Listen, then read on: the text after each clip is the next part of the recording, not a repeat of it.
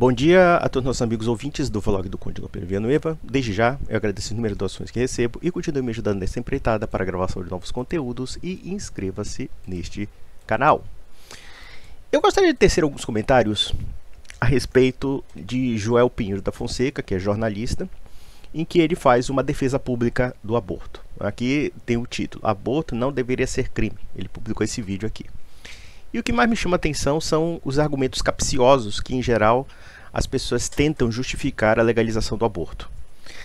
E eu fico assim impressionado porque o Joel Pinheiro da Fonseca foi um tipo de pessoa que ele tinha uma guinada da direita, por assim dizer, conservadora, e acabou aderindo a esse discurso descolado da esquerda. Claro que essa rotulação esquerda e direita para mim parece muito chata, porque eu acho que o importante é a discussão sobre os princípios. E os princípios independem do fato de você pertencer à esquerda ou à direita. Isso aí não tem o menor cabimento ou a menor relevância. A questão política em si não está acima dos princípios. E, no entanto, parece-me que o Joel Pinheiro, querendo agradar o establishment, até porque ele sendo jornalista, e convenhamos, ser jornalista no Brasil é, de alguma forma, agradar o establishment, então ele faz esse discursinho aí teleguiado, querendo, sei lá, ter palmas da plateia. Mas cuidado com as palmas da plateia, porque a plateia escolheu Barrabás ao invés de Cristo. A plateia pode escolher coisas mais aberrantes em nome justamente da popularidade de uma ideia. E veja que o aborto não é nem mesmo popular, é popular a uma casta intelectual, ou pseudo-intelectual, porque eu não posso dizer que isso seja intelectual propriamente dito, que tem esse tipo de agenda política. Vamos analisar os comentários e eu confesso, fiquei chocado com o absurdo deles, mas vamos lá. Eu espero que o Supremo descriminalize o aborto em até 12 semanas de gestação. E eu vou explicar por quê. Em primeiro lugar, bem-vindos a todos, eu sou Joel Pinheiro. Aproveita que você está aqui, já curta o meu canal, compartilhe esse vídeo, vamos levar a discussão sempre mais longe. Aqui você encontra uma busca sempre por objetividade, justiça e posicionamento. Não. Pelo que eu vi do seu vídeo, eu não vi nenhuma dessas coisas. Nem justiça, nem objetividade, só talvez questionamento vazio. Mas vamos lá. Vamos lá, é a discussão que vai movimentar o Supremo nos próximos dias, a discussão sobre o aborto e sobre se ele deve ou não descriminalizar a prática, desde que feita dentro de 12 semanas de gestação. E eu considero justo que isso valha no Brasil. Bom, vamos lá. A gente sabe que a dona Rosa Weber se aposentou do Supremo Tribunal Federal e ela queria dar uma lacração, querendo descriminalizar o aborto através de uma canetada do Supremo.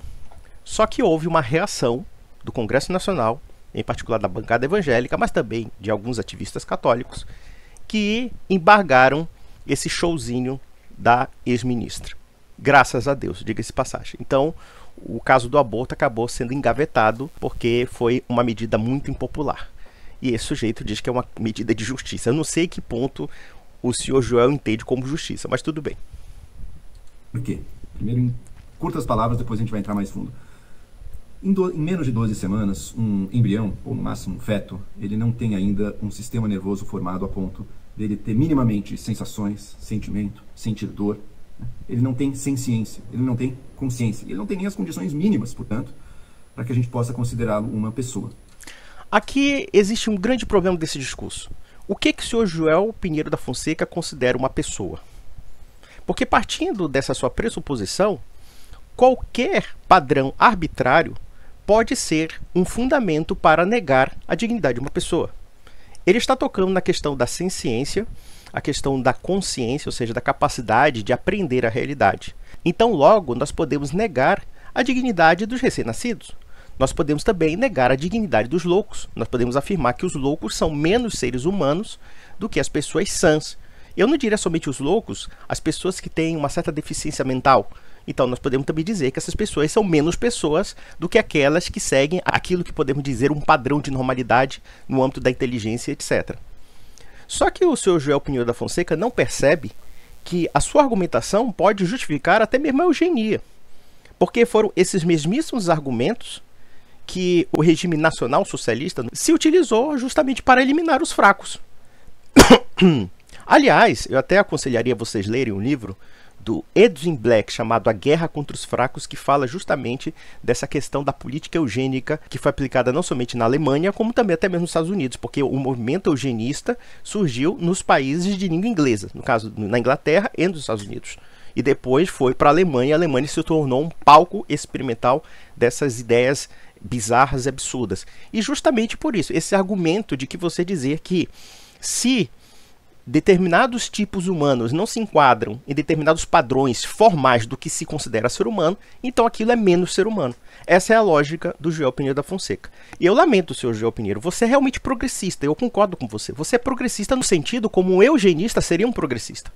E, de fato, a eugenia racial, como a questão da eliminação dos fracos, era uma política progressista. Era uma política defendida por certos setores evolucionistas e até mesmo setores de esquerda. Embora, curiosamente, nos anos 30, a esquerda, pelo menos uma parte dela, era contra a prática do aborto porque achava que era uma medida das classes superiores contra as classes inferiores. E, de certa forma, eles tinham até razão.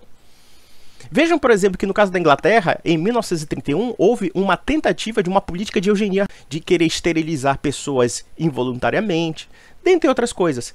E quem, de fato, embargou essa legislação na Inglaterra foram os trabalhistas britânicos, os Labours, e os católicos ingleses. Houve uma aliança tática entre os católicos ingleses e os Labours, com apoio do Papa Pio XI. Isso é interessante. Então vejam que a linguagem do aborto é uma linguagem eugênica, na prática. Só que, claro, sob um viés progressista, sob o viés de liberdade da mulher, todo esse blá blá blá aí que é tudo besteira. Mas vamos lá, vamos chegar lá. Por isso, a decisão, que, claro, muitas vezes, quase sempre, será muito dolorosa da mulher de fazer de ter recurso ao aborto, de fazer o aborto, a gente pode julgá-la, e eu não quero aqui mudar o juízo moral de ninguém, a gente pode julgá-la como errada, ela pode ser um pecado, mas ela é diferente, ela é categoricamente diferente de um assassinato de um ser humano. Aqui nós temos que analisar uma coisa, o que se define como ser humano? Nós temos que entender que a vida humana, ela é um processo que tem um início. E esse início diz respeito ao quê? Diz respeito ao fato de que quando alguém é gerado no ventre de uma mulher, ali nós temos a vida humana sendo gerada. A não ser que o senhor Joel Pinheiro da Fonseca afirme que dentro do ventre da mulher um ser humano seja menos ser humano nascendo, ou sendo criança, ou sendo adulto, ou sendo velho, nós estamos falando de um processo da existência de uma mesma pessoa. E esse processo é indissociável. Por quê? Para que você exista, você tem que ser concebido. E a concepção surge aonde? No ventre da mulher.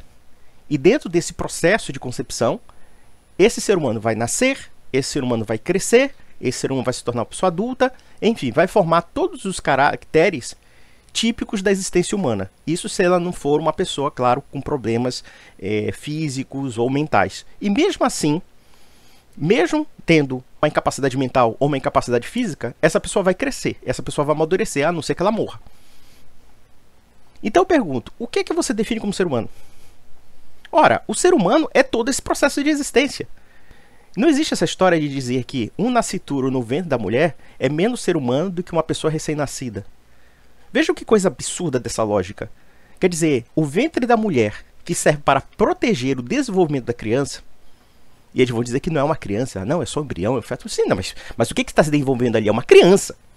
Uma criança num processo de desenvolvimento. Então observem que o ventre da mulher que serve para proteger a criança, agora, segundo eles, é um palco em que a criança não tem direitos. Olha só que coisa absurda. Quer dizer, no ventre da mulher, onde a criança se desenvolve, a criança tem a proteção do corpo da mulher, na prática, porém, essa proteção não existe. Então, no ventre da mulher, a vida humana é colocada numa situação completa de arbitrariedade, sem qualquer motivo de defesa. E baseado em quê? Baseado no fato de que existe um início do processo de desenvolvimento do ser humano, ninguém pode dizer que aquilo ali é menos ser humano, porque todos os seres humanos passaram por esse processo de desenvolvimento. E esse desenvolvimento é indissociável da vida humana. Se alguém disser que aquilo não é uma vida humana, eu pergunto para você uma coisa. Um embrião e um feto nós reconhecemos como vida justamente pelo batimento cardíaco. Se esse feto ou esse embrião não bater o coração, ele está morto. E se ele estiver morto, o que vai acontecer? A mulher vai ter que fazer uma curetagem para tirar o cadáver do embrião e do feto. Por quê? Porque senão esse cadáver vai apodrecer no ventre da mulher e a mulher vai ter complicações da sua saúde. Então como é que alguém possa dizer que isso não é vida? Se não fosse vida, não havia um processo de desenvolvimento. A gente reconhece um cadáver pelo fato de que aquela pessoa não tem mais os sinais vitais e esses sinais vitais, por terem desaparecido, o corpo dela se desagrega, o corpo dela apodrece. Ela se desintegra. O mesmo se pode falar do feto e do embrião. Então como é que podemos dizer que isso não é vida? Porque se não fosse vida, o coração para de bater, a pulsação para de bater, e esse indivíduo em formação no ventre da mulher apodrece no ventre da mulher. Simples assim. Então a gente já refuta o argumento, porque o argumento é forçado. Vamos lá. Isso eu acho que precisa ficar importante. É que eu acho importante de frisar e de justificar. Tá? Porque o X da questão está aí. Tá bom? Não se está. É certo ou se é errado. Tá? Se é pecado ou não é.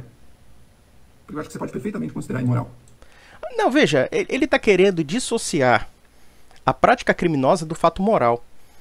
O que você está falando, João Pinheiro, é completamente absurdo. A discussão é moral. E não somente moral, é uma discussão também biológica na questão do direito à vida. O que você está fazendo é relativizando, dentro de uma fase da vida humana, o direito à vida. É basicamente isso que você está fazendo. Você está dizendo que, dentro do ventre da mãe, a vida é menos vida do que nascendo. Baseado num critério arbitrário do que você considera existência humana. Dizer que a existência humana se inicia com a fecundação dentro da mulher, não é? A mulher engravida, literalmente, e surge um novo ser dentro dela. Então podemos deduzir o seguinte, que a partir desse ser, nós temos um processo de existência de todo um ser humano, um processo que eu vivi, que você viveu e que todo mundo viveu. Então logo você não pode afirmar que aquilo é um menos ser humano. Vamos lá. Como, aliás, na história do cristianismo sempre se considerou. Mas é diferente de considerar, portanto, um assassinato. Não. Se você está atentando contra a vida humana, é o quê?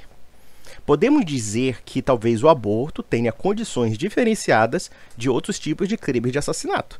Mas se está tirando a vida de um indivíduo em formação, se está. E isso é um fato. Vamos lá. Primeiro vamos tirar alguns péssimos argumentos do caminho. Primeira objeção que muitas vezes eu recebo e vejo, é fácil você falar, você não foi abortado.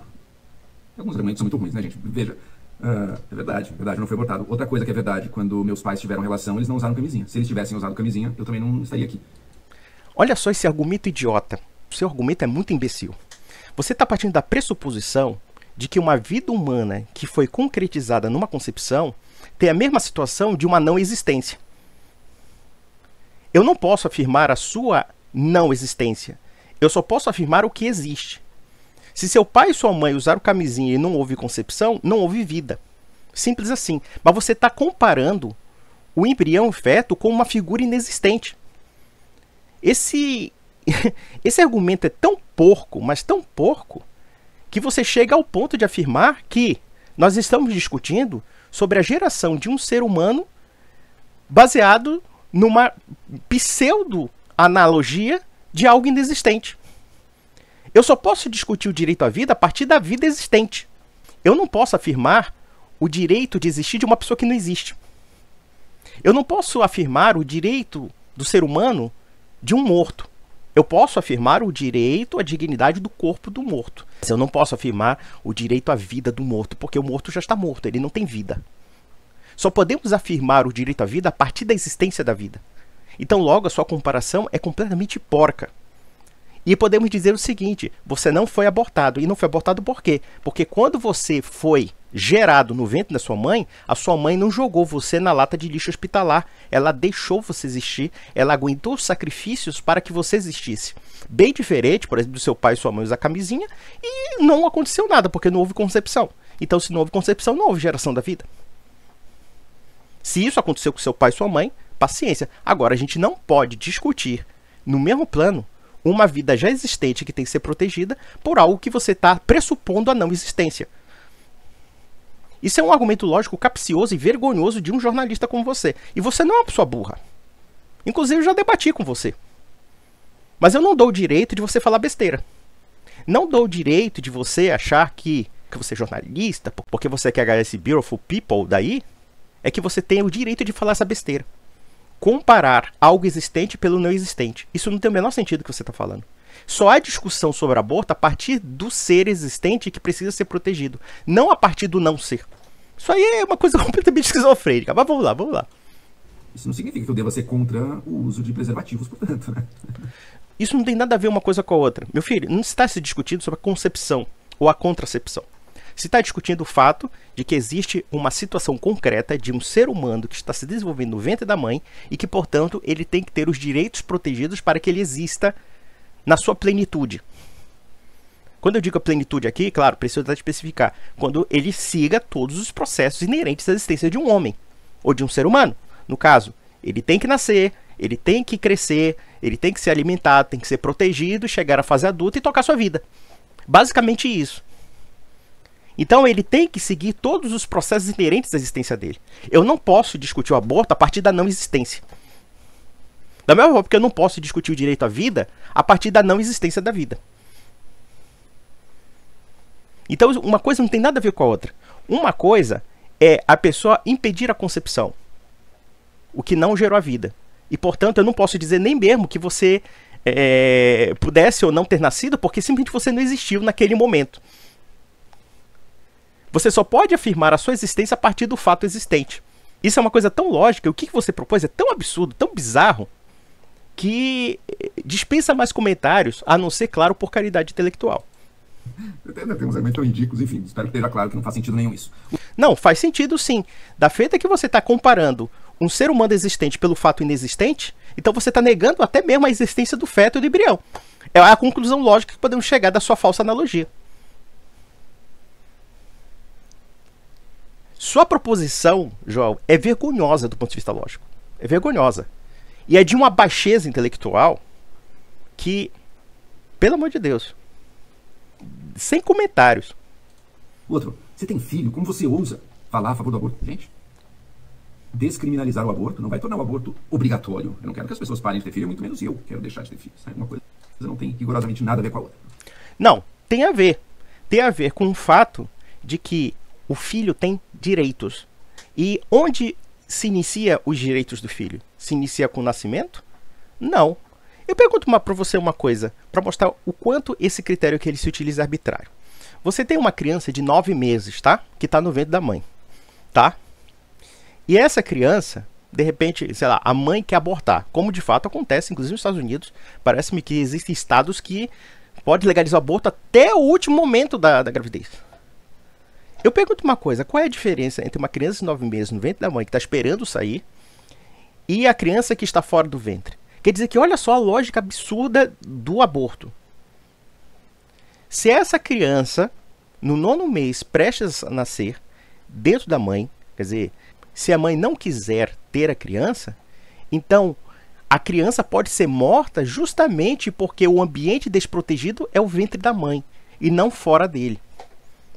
Vejam que coisa absurda. E, aliás, esse argumento capcioso do aborto já chegou até mesmo a afirmação mais absurda ainda do chamado aborto pós-parto. Por que essa discussão surgiu nos Estados Unidos, surgiu em alguns países de língua inglesa?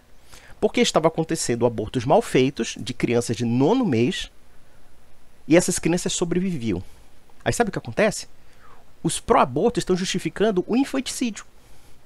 O infanticídio. Quer dizer, a criança nasceu. Aí sabe o que o médico pode fazer? Quebrar o pescoço da criança. Matar a criança.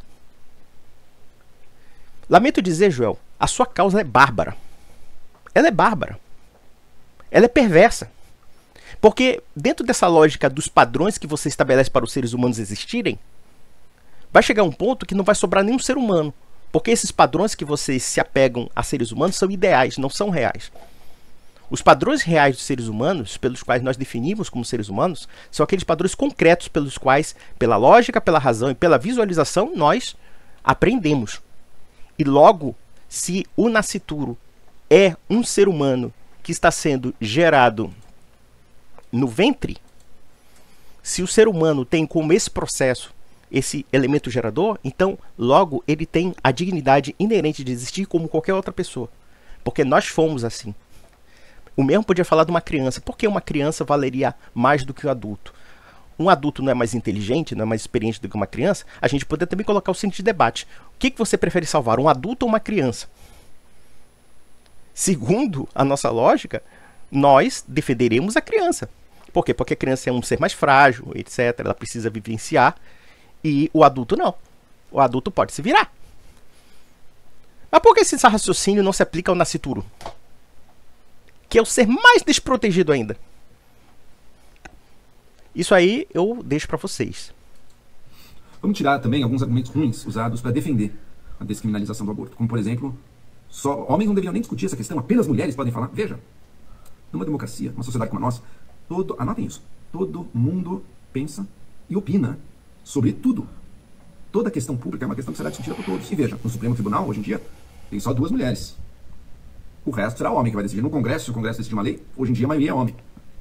E mesmo se um dia, eu espero que esse dia chegue, a gente chegue na paridade, ambos os sexos e os gêneros ali vão estar discutindo sobre tudo. Inclusive mulheres vão discutir sobre temas que só importam para homens. Vamos fazer uma política pública, sei lá, sobre câncer de próstata. Ah, então as mulheres não podem falar. Óbvio que podem falar, é o que devem falar. A gente está argumentando que você tem que aprender com a experiência. Aí sim, ouvir para entender, poder mais ou menos se colocar na posição do outro, pensar, usar a empatia. Aí sim, aí é importante ouvir. Veja, é evidente que um fato concreto é um fato que é visualizado pela razão humana. A razão humana independe de ser homem ou mulher. E essa lógica capciosa, até que ele denuncia, e de uma forma até correta, ainda que meio correta, porque homens e mulheres opinam sobre aborto não por causa da democracia. Eles opinam porque existe um valor inerente à questão humana, que é o direito à vida. E esse direito à vida diz respeito tanto a homens como a mulheres. E observe uma coisa interessante. Muitas dessas mulheres que dizem, porque você não é mulher para defender o aborto, eles dizem, olha, a maioria das mulheres não defende o aborto. O aborto é condenado, em sua grande maioria, por homens e mulheres. Então, esse argumento nem é levado a sério, é só para feminista, porque a feminista acha que o fato dela de ser mulher já é um motivo diferencial ou identitário de ela querer discriminar todo mundo, aquilo que não tenha, por exemplo, digamos assim, com todo o acatamento, uma vagina. Mas a vagina não serve como argumento para discutir o direito à vida. Por quê? Se nós estamos discutindo o direito à vida do nascituro, nós não estamos discutindo o direito de um nascituro masculino existir, mas estamos fazendo referência a todos os nascituros, tanto do sexo masculino como do sexo feminino. Então, esse argumento é completamente capcioso.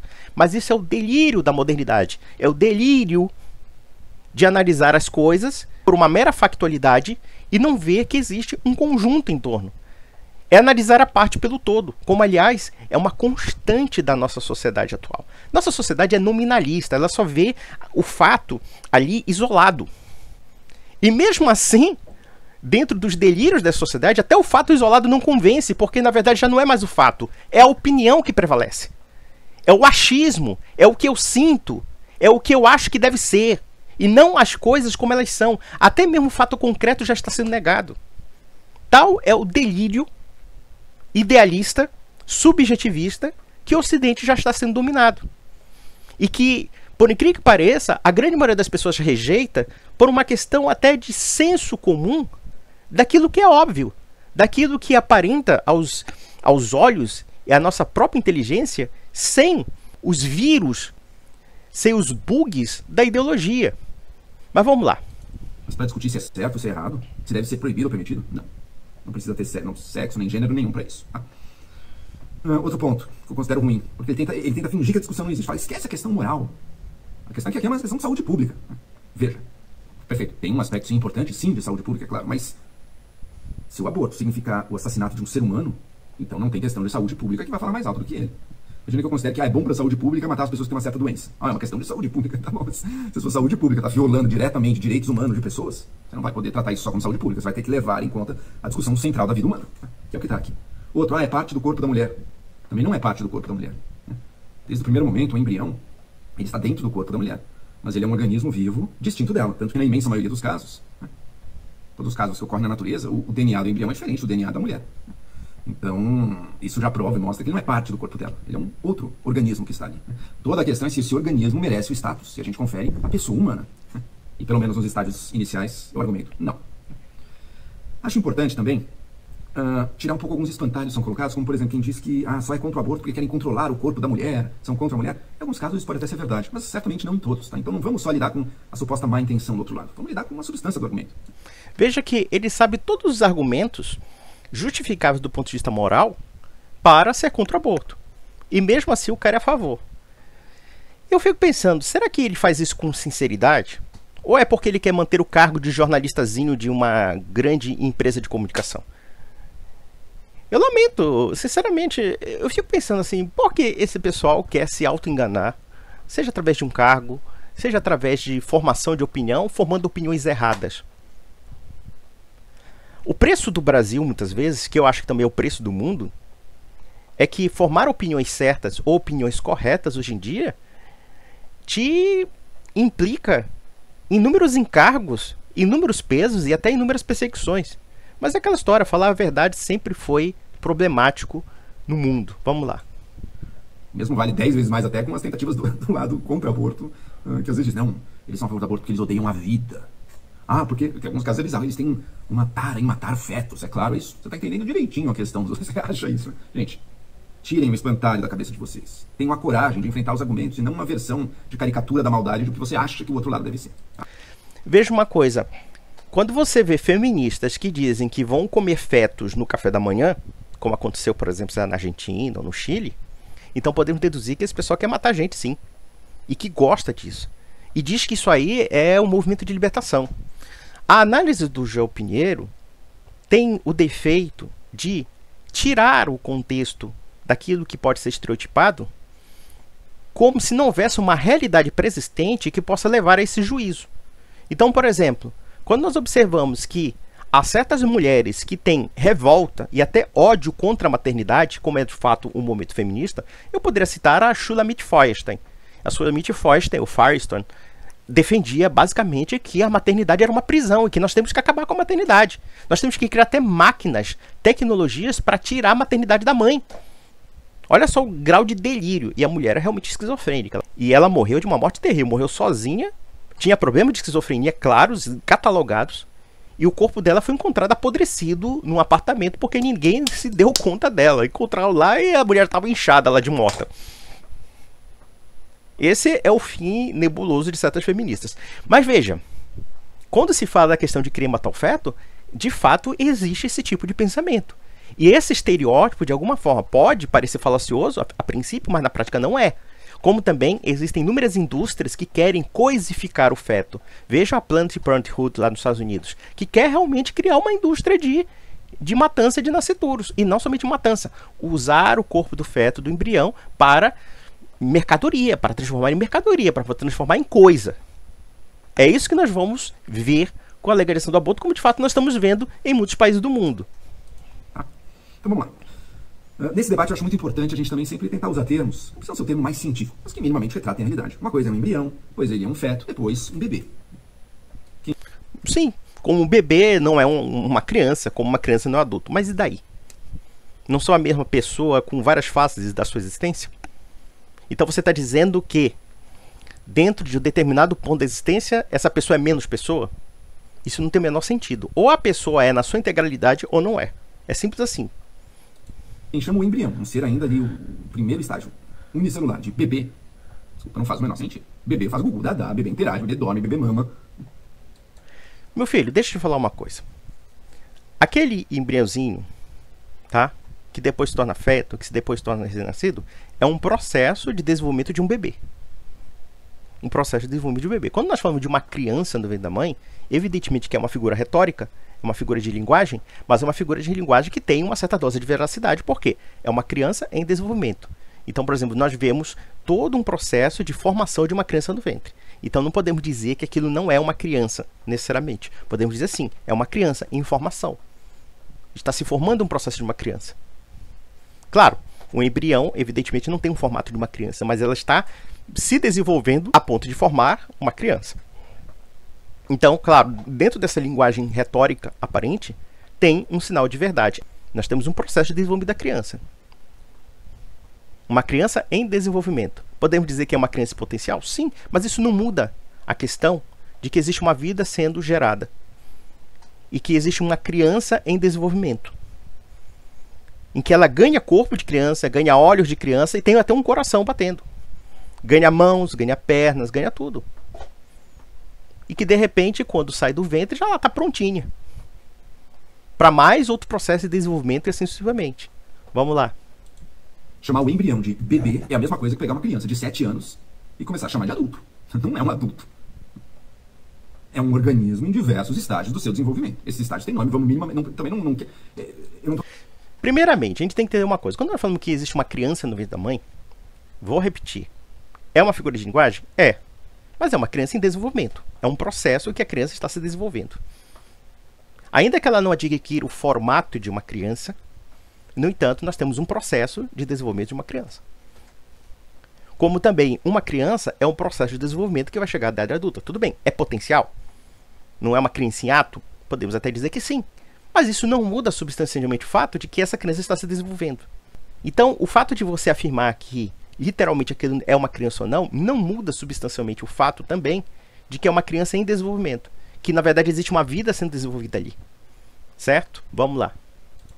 Estou prendendo num purismo científico. Daí tem o zigoto, a mórula, não sei o que. Não precisa, mas o que eu quero evitar é o uso de certos termos para manipular sentimentalmente o debate. Então, chama de bebê, então eu vou tratar como se fosse um bebezinho já. Não é um bebê, não é um bebê, né?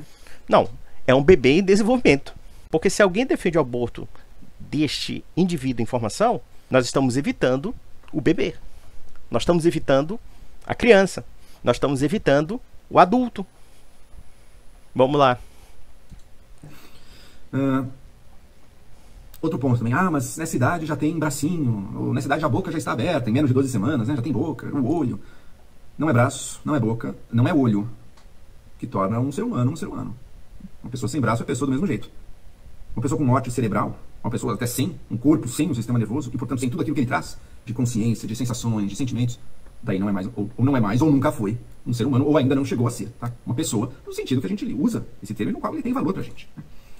Ai, meu Deus, quanta besteira. Se for assim, segundo a lógica dele, se nós não tivermos a potencialidade do que ele julga que é ser humano, e não aquilo que de fato o ser humano é, porque o ser humano tem um processo no âmbito da existência. E dentro desse processo, nem sempre ele tem todas as faculdades completas. Essa faculdade só vai existir quando ele se tornar um adulto. Por exemplo, uma criança não tem, por exemplo, as faculdades sexuais desenvolvidas. Tá? Ele falou essa questão da criança, um ser humano sem braço continua sendo um ser humano. Sim, como também um ser humano sem cérebro continua sendo um ser humano. Ainda que com uma deficiência de forma física. Por exemplo, uma pessoa que tem uma deficiência mental, talvez ela não chegue a certos padrões que se esperaria dentro da sua fase da sua existência. Mas nem por isso nós vamos negar a dignidade daquela pessoa. Nós não vamos colocar, por exemplo, ela numa câmara de gás. Nós não vamos, sei lá, fazer o projeto, sei lá, do T4 nacional socialista, em que, sei lá, vamos colocar combustão, gás, monóxido de carbono no motor de carro para intoxicá-las e mandá-las para a vala. Não, isso não tem o menor sentido. E aí, quando se fala isso, o que se espera do ser humano, o processo do ser humano, mas o ser humano é uma realidade concreta. E todos esses processos de desenvolvimento também são parte também do ser humano. E mesmo o processo em que não se desenvolve ainda nem deixa de ser ser humano. Simplesmente diz existe alguma incapacidade de desenvolvimento em certos pontos, mas isso não nega o elemento da essência que aquilo é. Nós reconhecemos, inclusive, essas incapacidades pelo fato de ele ser ser humano. Porque, por exemplo, nós não esperaremos de uma vaca saber matemática. Nós não esperaremos, por exemplo, de um inseto saber filosofia grega. Mas esperamos de um ser humano que possa ter certas faculdades intelectuais, certas faculdades existenciais para aprender certas coisas. E se elas não conseguem isso, é por alguma deficiência no âmbito da potencialidade que ela pode desenvolver. O que não nega necessariamente a humanidade dela, justamente porque reconhecemos a deficiência. E por que reconhecemos a deficiência? Porque elas são seres humanos. Alguém espera de uma vaca ler, escrever? Não. Espera-se de um cachorro? Também não, mas espera-se de um ser humano. E mesmo assim, a dignidade dela em nenhum momento é reduzida. Justamente porque ela é um elemento diferencial dos animais como de qualquer outra espécie. Simples assim. Eu acho que, na verdade, quanto a esses fatos todos, a gente está de acordo. A questão é, então tá bom, esse embrião, ele tem o mesmo valor que uma vida humana, de uma pessoa humana? E eu digo, não tem. Sua proposição já é viciada de plano. Você está dizendo assim, o embrião humano tem o mesmo valor do que um ser humano? Não, pera lá, mas são seres humanos. Ambos são seres humanos. Porque um foi a causa de outro. Um é consequência de outro. Para você afirmar que o embrião humano não tem valor enquanto dignidade humana, então você vai ter que dizer que o que foi processado depois daquele embrião também não tem a mesma dignidade humana. Porque uma coisa dá causa à outra. A sua lógica é simplesmente criar a ideia de que existem duas substâncias. O não humano que gera o humano. É a mesma coisa que dizer que, sei lá, que nós estamos sendo gerados de plantas. Só isso. Mas o embrião, o feto, o nascituro, a criança, o adolescente são fases da mesma pessoa. Eu já passei por isso. Eu já fui um embrião na barriga da minha mãe. Depois eu fui recém-nascido. Cuidado, com aquela cara de joelho, como toda criança nasce.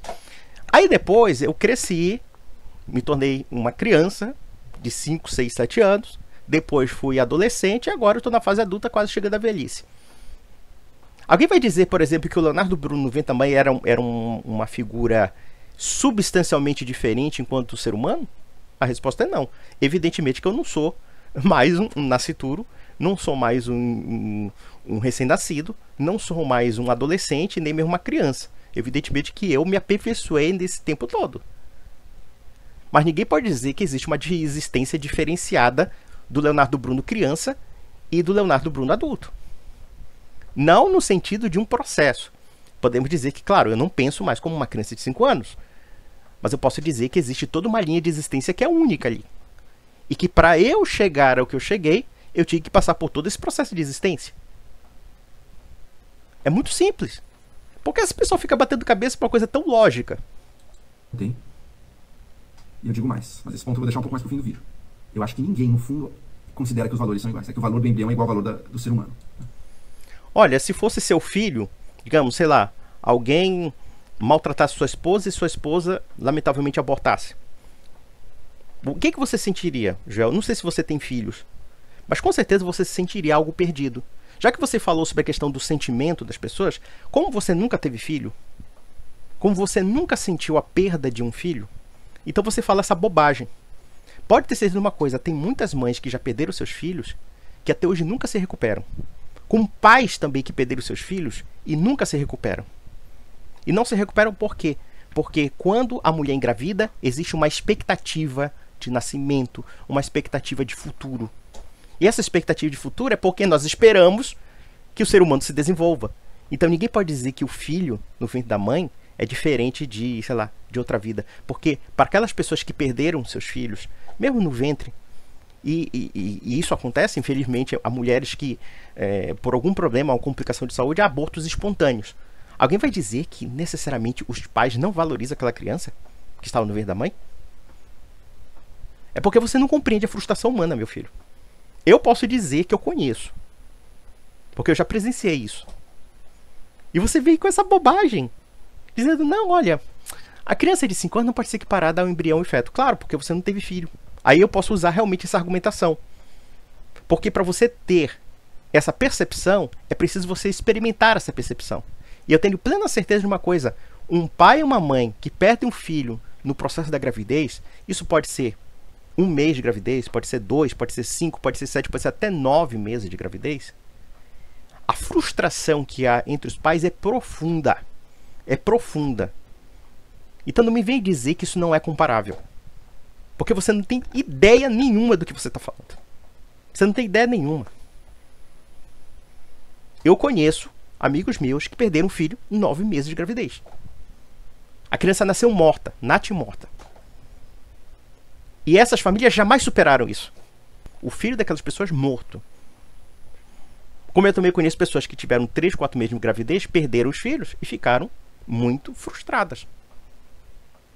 Então você está tocando uma área que você não entende porque você não teve essa experiência. Vamos lá. Mas antes disso eu queria passar por alguns pontos, alguns passos importantes dessa discussão. Porque muita gente defende que sim, baseado na crença cristã. E de fato, hoje em dia, o cristianismo, ele acabou defendendo essa posição de que desde o primeiro momento da concepção já é um ser humano, já é uma pessoa. Nem sempre foi assim.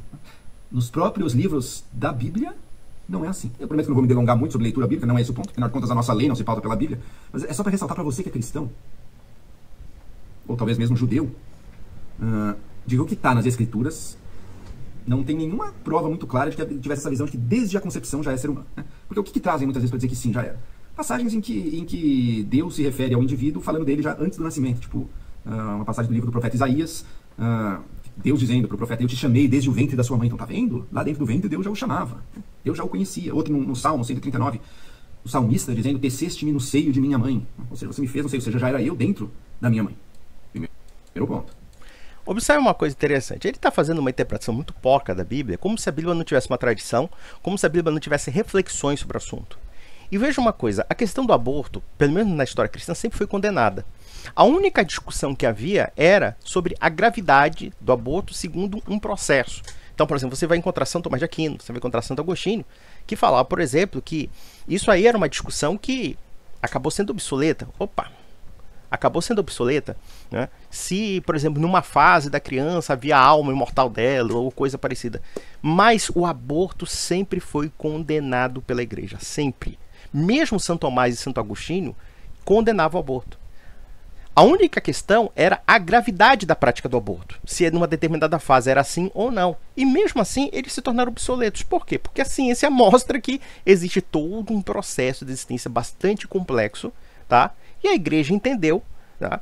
Entendeu perfeitamente que a partir dali realmente existe um processo lógico, né? Um processo contínuo de formação de uma pessoa em formação. Né? De uma pessoa que está desenvolvendo, quer dizer, há todo um desenvolvimento dos atributos da personalidade. E quando nós falamos de personalidade aqui, nós não estamos falando só de consciência. A personalidade implica uma existência concreta, a existência do corpo também. Tá? Então, observe que esse tipo de discussão é uma tentativa de dar pegadinha para os cristãos. Olha, aqui vocês não eram tão contra o aborto, agora vocês são contra? Que coisa absurda. Se não, pera lá. A própria compreensão também da vida é uma coisa que também houve um processo de desenvolvimento. E mesmo assim a igreja foi bastante coerente com esses princípios. A igreja, inclusive, ela é científica nesse sentido. Igreja católica, tá? Eu falo pela igreja católica. E acredito que alguns protestantes também, tendo esse entendimento, eles estão certos. Só alguns segmentos judaicos é que dizem que ainda o aborto é legalizado porque só existe a vida com o nascimento. Mas isso aí é uma visão legalista do judaísmo. Ó? Legalista. Então vamos lá, vamos ver o besterol. Ele não está falando no estágio do desenvolvimento do feto aí, ele está falando de forma bem genérica. Pode dizer, olha, tá bom. Quando nos últimos meses de gestação já era, a pessoinha ali já tinha um mínimo de senciência, de sensações. Primeiramente, a vida humana não se define pela senciência. Porque se for baseado na senciência, nós vamos dizer que um recém-nascido é menos humano que um adulto. Alguém pode conceber a ideia de infanticídio por causa disso? Ah, não, mas o nascituro ele só tem algumas reações, né, de choro, etc. Vamos jogar na lata do lixo. Então a senciência não é um critério objetivo para definir a pessoa humana. Não é e nunca foi. Tá? Esse é o primeiro ponto. O segundo ponto. Todo ser humano passa por um processo em que ele desenvolve as faculdades inerentes à sua existência. E mesmo aquelas pessoas que não procedem esse desenvolvimento, ainda assim não perdem sua dignidade essencial. Elas não têm esse discernimento por algum tipo de incompatibilidade ou impotência relacionada a esse desenvolvimento. E mesmo assim nós podemos só atribuir a impotência dessas pessoas justamente por alguma deficiência, mas não por conta de uma negação da dignidade essencial dessas pessoas. Porque, como eu já falei aqui, a gente não espera esse desenvolvimento de uma vaca e nem de um cachorro, mas espera de um ser humano.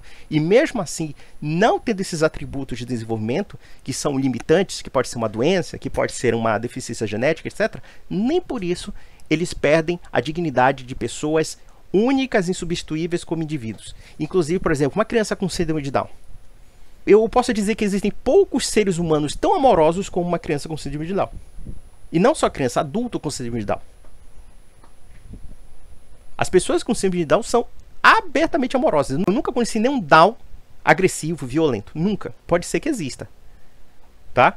Mas vamos atribuir uma não dignidade a essas pessoas pelo fato de não alcançar as potencialidades que se espera da sua existência?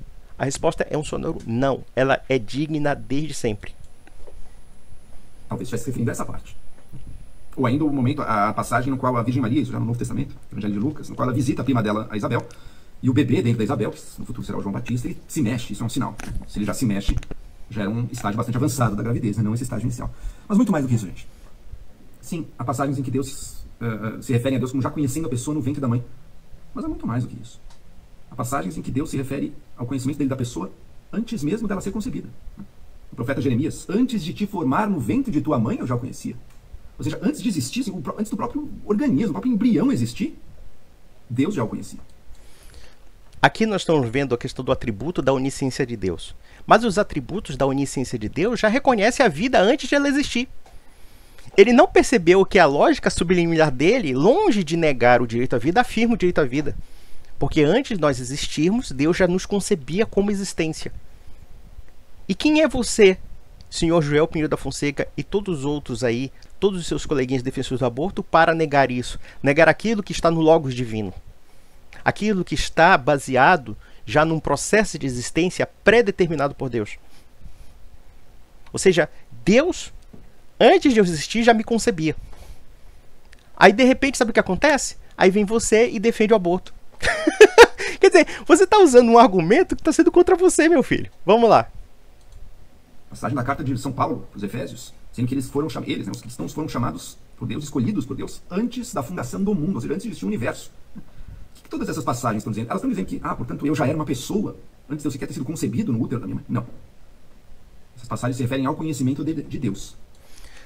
Justamente pelo conhecimento de Deus, por algo que vai existir. E por algo que Deus, na sua sabedoria, na sua criação, determina a existência. Se Deus determina a existência da pessoa antes de ela existir, porque está no intelecto de Deus, o mundo antes de ser criado, a percepção do mundo antes de ser criado já no Logos divino, e quem é você e quem são essas pessoas para negar isso? Aí você piora a natureza do seu crime. Basicamente isso, usando esse tipo de versículo, meu filho. Ô Joel, você se meteu numa situação que você está defendendo o insustentável, cara. Mas vamos lá, vamos besteira. E não há o status de se o indivíduo, o organismo já era ou não era pessoa, em diferentes estágios da formação. Não tem nada a ver com isso.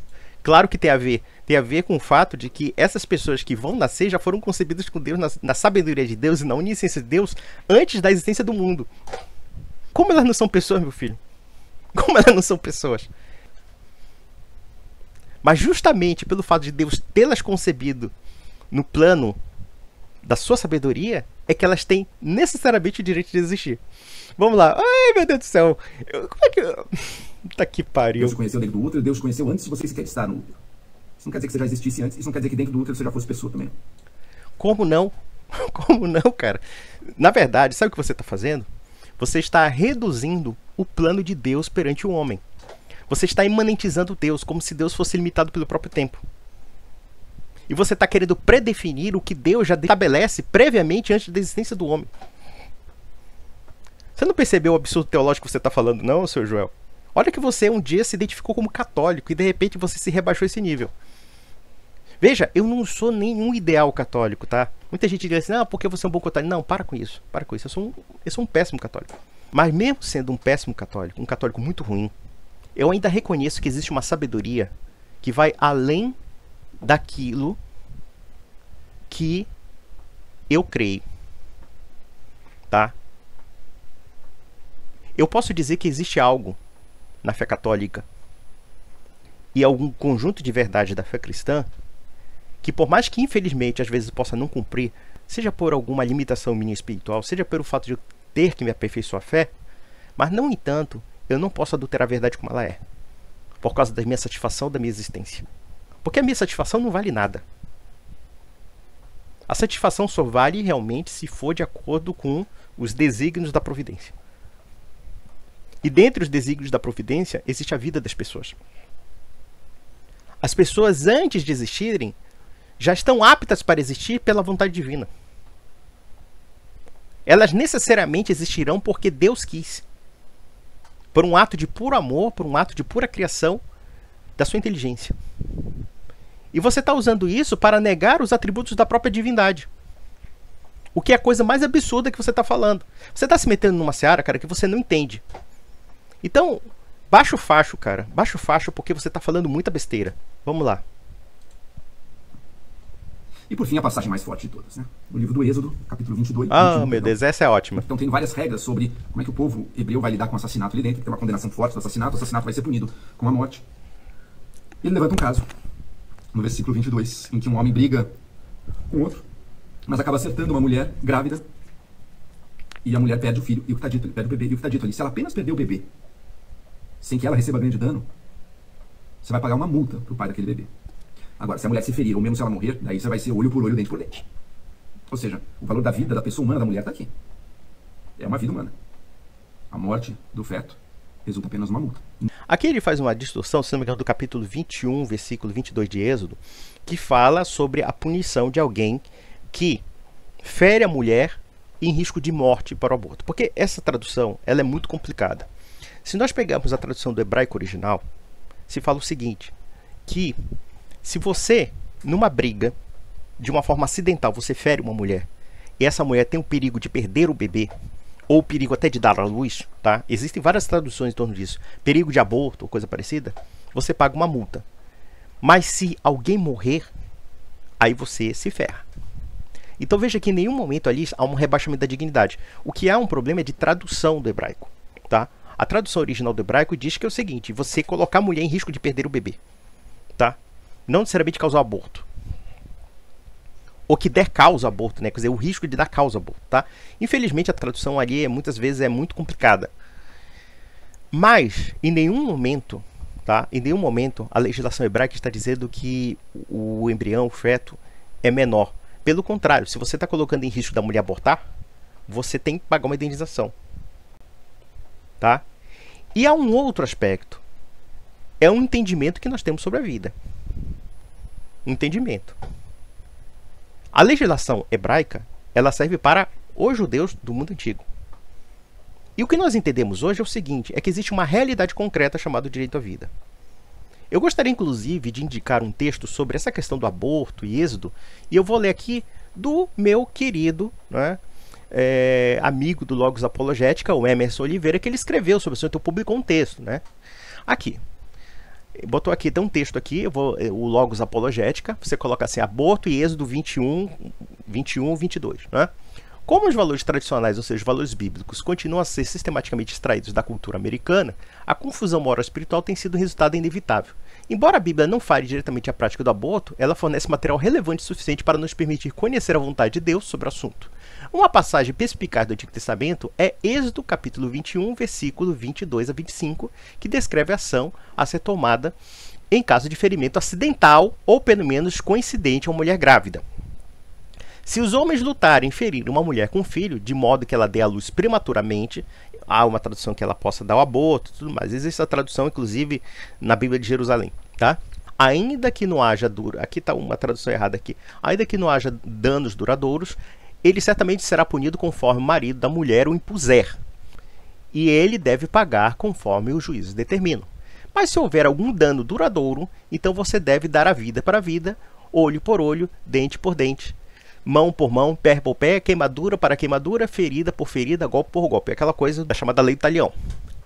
Várias características dessa passagem exigem esclarecimentos. Primeiro, a tradução da... Agora eu não sei aqui, acho que é King James, né? Para a tradução da Bíblia do hebraico, subjacente, como ela deu à luz prematuramente, e até está citando algumas bíblias aqui, agora eu não sei qual é essa nomenclatura, como para que seus frutos partam dela, são reflexos precisos do original. Fruta, na Bíblia King James, é o substantivo de um verbo que significa produzir, crianças. Assim, a forma substantiva yeled, usada 89 vezes no Antigo Testamento, refere-se ao que é produzido, isto é, crianças, e geralmente é assim traduzido, né? Aí ele coloca as referências aqui. Por exemplo, é usado para se referir a Ismael, Gênesis, capítulo 21, versículo 8, Moisés, Êxodo, capítulo 2, versículo 3, Obed, filho de Boaz e Ruth, capítulo 4, versículo 16, e até Cristo, Isaías, capítulo 9, versículo 6. É usado no mesmo contexto no início do capítulo para se referir aos filhos que nasceram para um servo hebreu, cuja esposa foi providenciada por seu mestre. Êxodo 21, 4. Tá. Não há nada na própria palavra que indique a condição física da criança ou criança seja morta ou viva, tá? Aí botou aqui, né? Também outra referência. Em segundo lugar, o termo traduzido como prematuramente ou parto, yatzar, é um verbo hebraico que tem o significado amplo de sair, ir para frente. É usado no Antigo Testamento para se referir a tudo, desde soldados que vão à guerra, 1 Samuel capítulo 8, versículo 20, ou o sol nascendo em seu nascimento, Gênesis capítulo 19, versículo 23. Para florescer, Jó capítulo 14, versículo 2, ou o nascimento de uma criança, Jó capítulo 21, versículo 21. O hebraico é tão genérico quanto as palavras sair ou em frente. Como com Eled, não há nada na própria palavra que implique o status físico da criança, seja ilesa, ferida ou morta. Por exemplo, referindo-se aos nascimentos de Esaú e Jacó, o texto disse: e o primeiro saiu vermelho, e depois saiu seu irmão. Né? Aí está colocando o grifo aqui, tá? Somente por detalhes contextuais pode-se determinar a condição da criança. Consequentemente, em Êxodo 21, 22, as traduções que tornam o hebraico como aborto, por exemplo, né, ele está citando algumas referências bíblicas, de alguns textos bíblicos, né, de algumas publicações bíblicas, tornaram uma liberdade linguisticamente injustificável e indefensável como um texto. Os lexicógrafos hebraicos Brown, Drive e Briggs foram precisos no tratamento do hebraico subjacente quando eles enumeraram capítulo 21 de Êxodo, né, 22, como uma instância do nascimento prematuro. Em contraste, o hebraico tinha outras palavras mais adequadas para apontar o aborto espontâneo ou uma morte fetal. Por exemplo, o sofrido Jó gemeu, ou porque não me tornei como aborto que passou despercebido. Como crianças que nunca viram a luz. Né? Aí cita Jó também fazendo um exemplo aqui. Né? Capítulo 3, versículo 16. O salmista pronuncia imprecações contra juízes injustos. Deixe-o ser como um caracol que derrete, como se passa, como uma criança que nasce morta de uma mulher que nunca verá o sol. Aí cita o Salmo aqui. A palavra usada nesses versículos, nefel, ocorre apenas 3 vezes no Antigo Testamento. Aí ele bota aqui Eclesiastes, né? E é definido como gesenios, como um nascimento prematuro que cai no útero, um aborto. Em todos esses contextos, um aborto espontâneo ou um nascimento fetal está claramente em consideração. Né? Então veja que, vamos lá,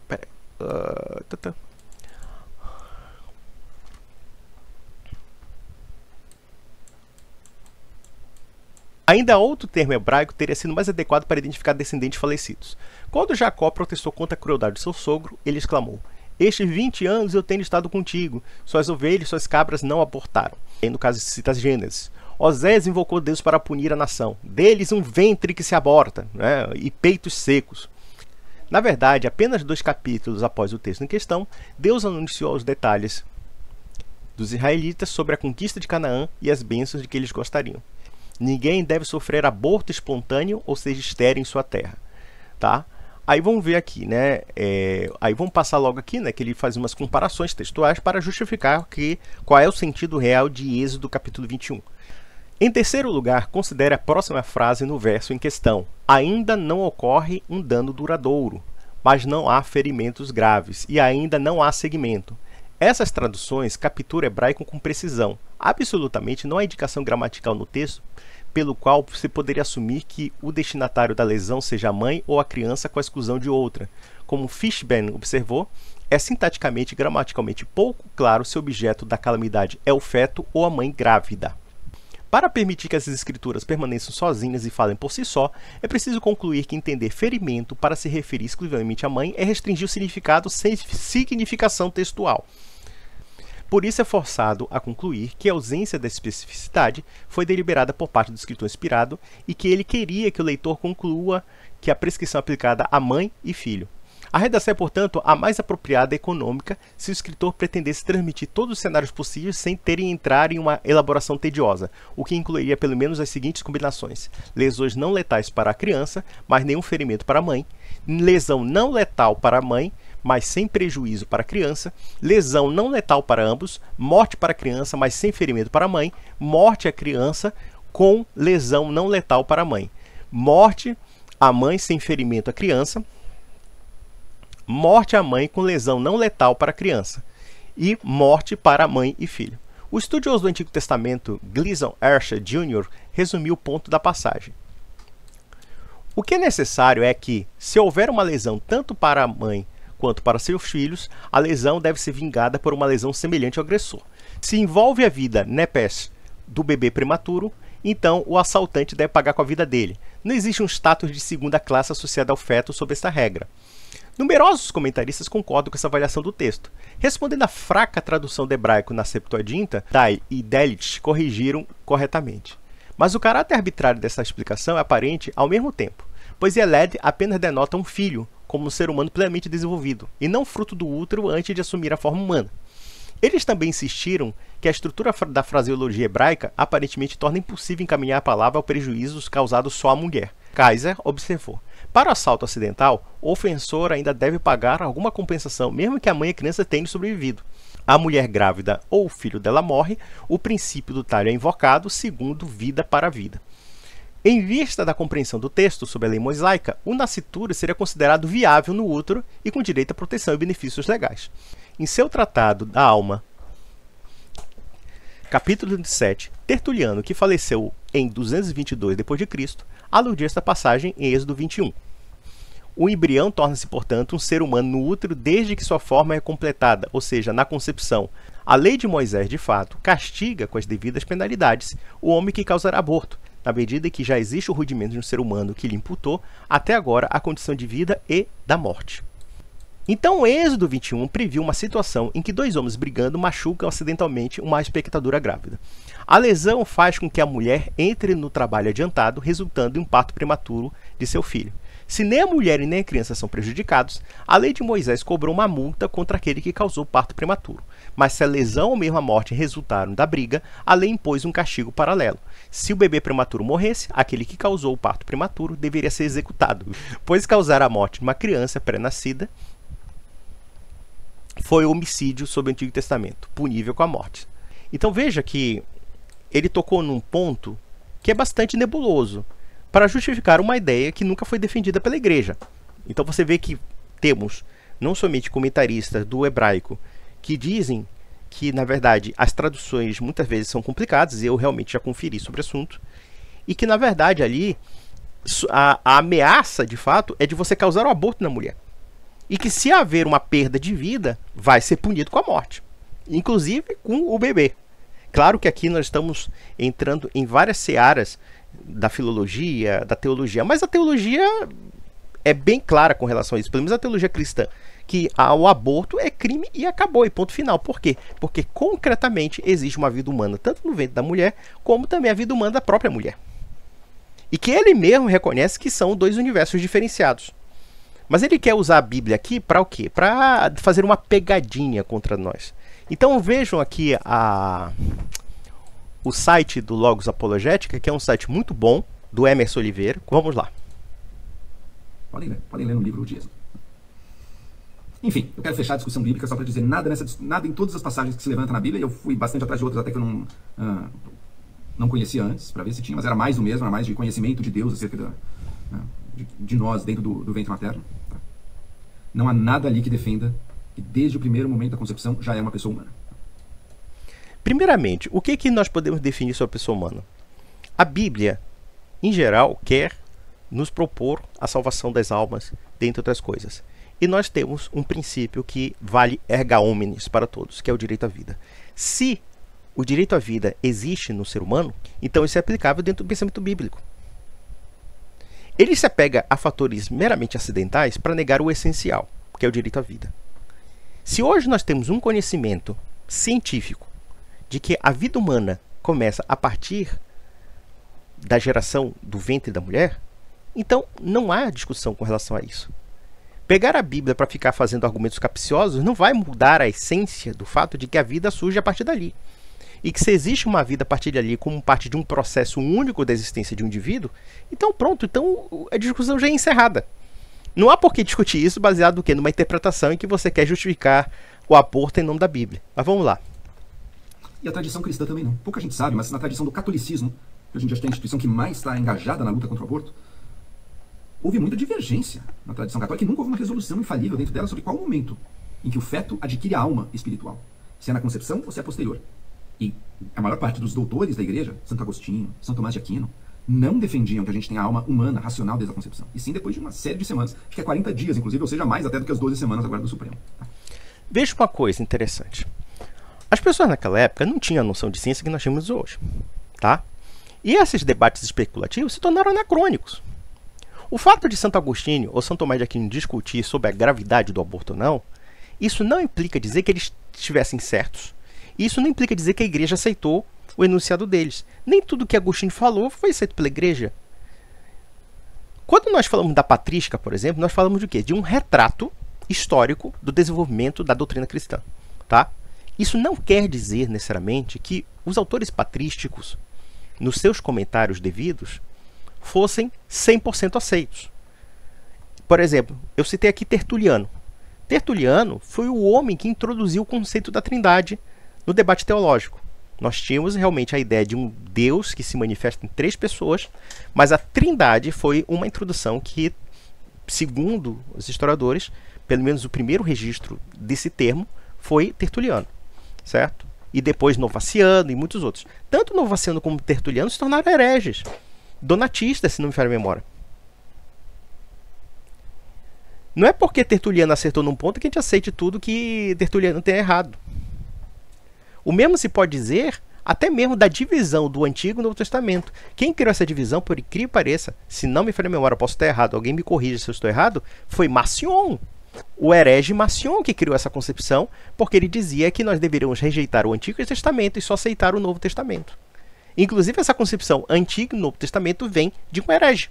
Só que a igreja, na sua sabedoria, percebeu que aquele herege estava errado, no sentido de negar a validade ao Antigo Testamento, porque o Antigo Testamento fala todo um processo da vida do Messias, mas ao mesmo tempo colocou essa divisão.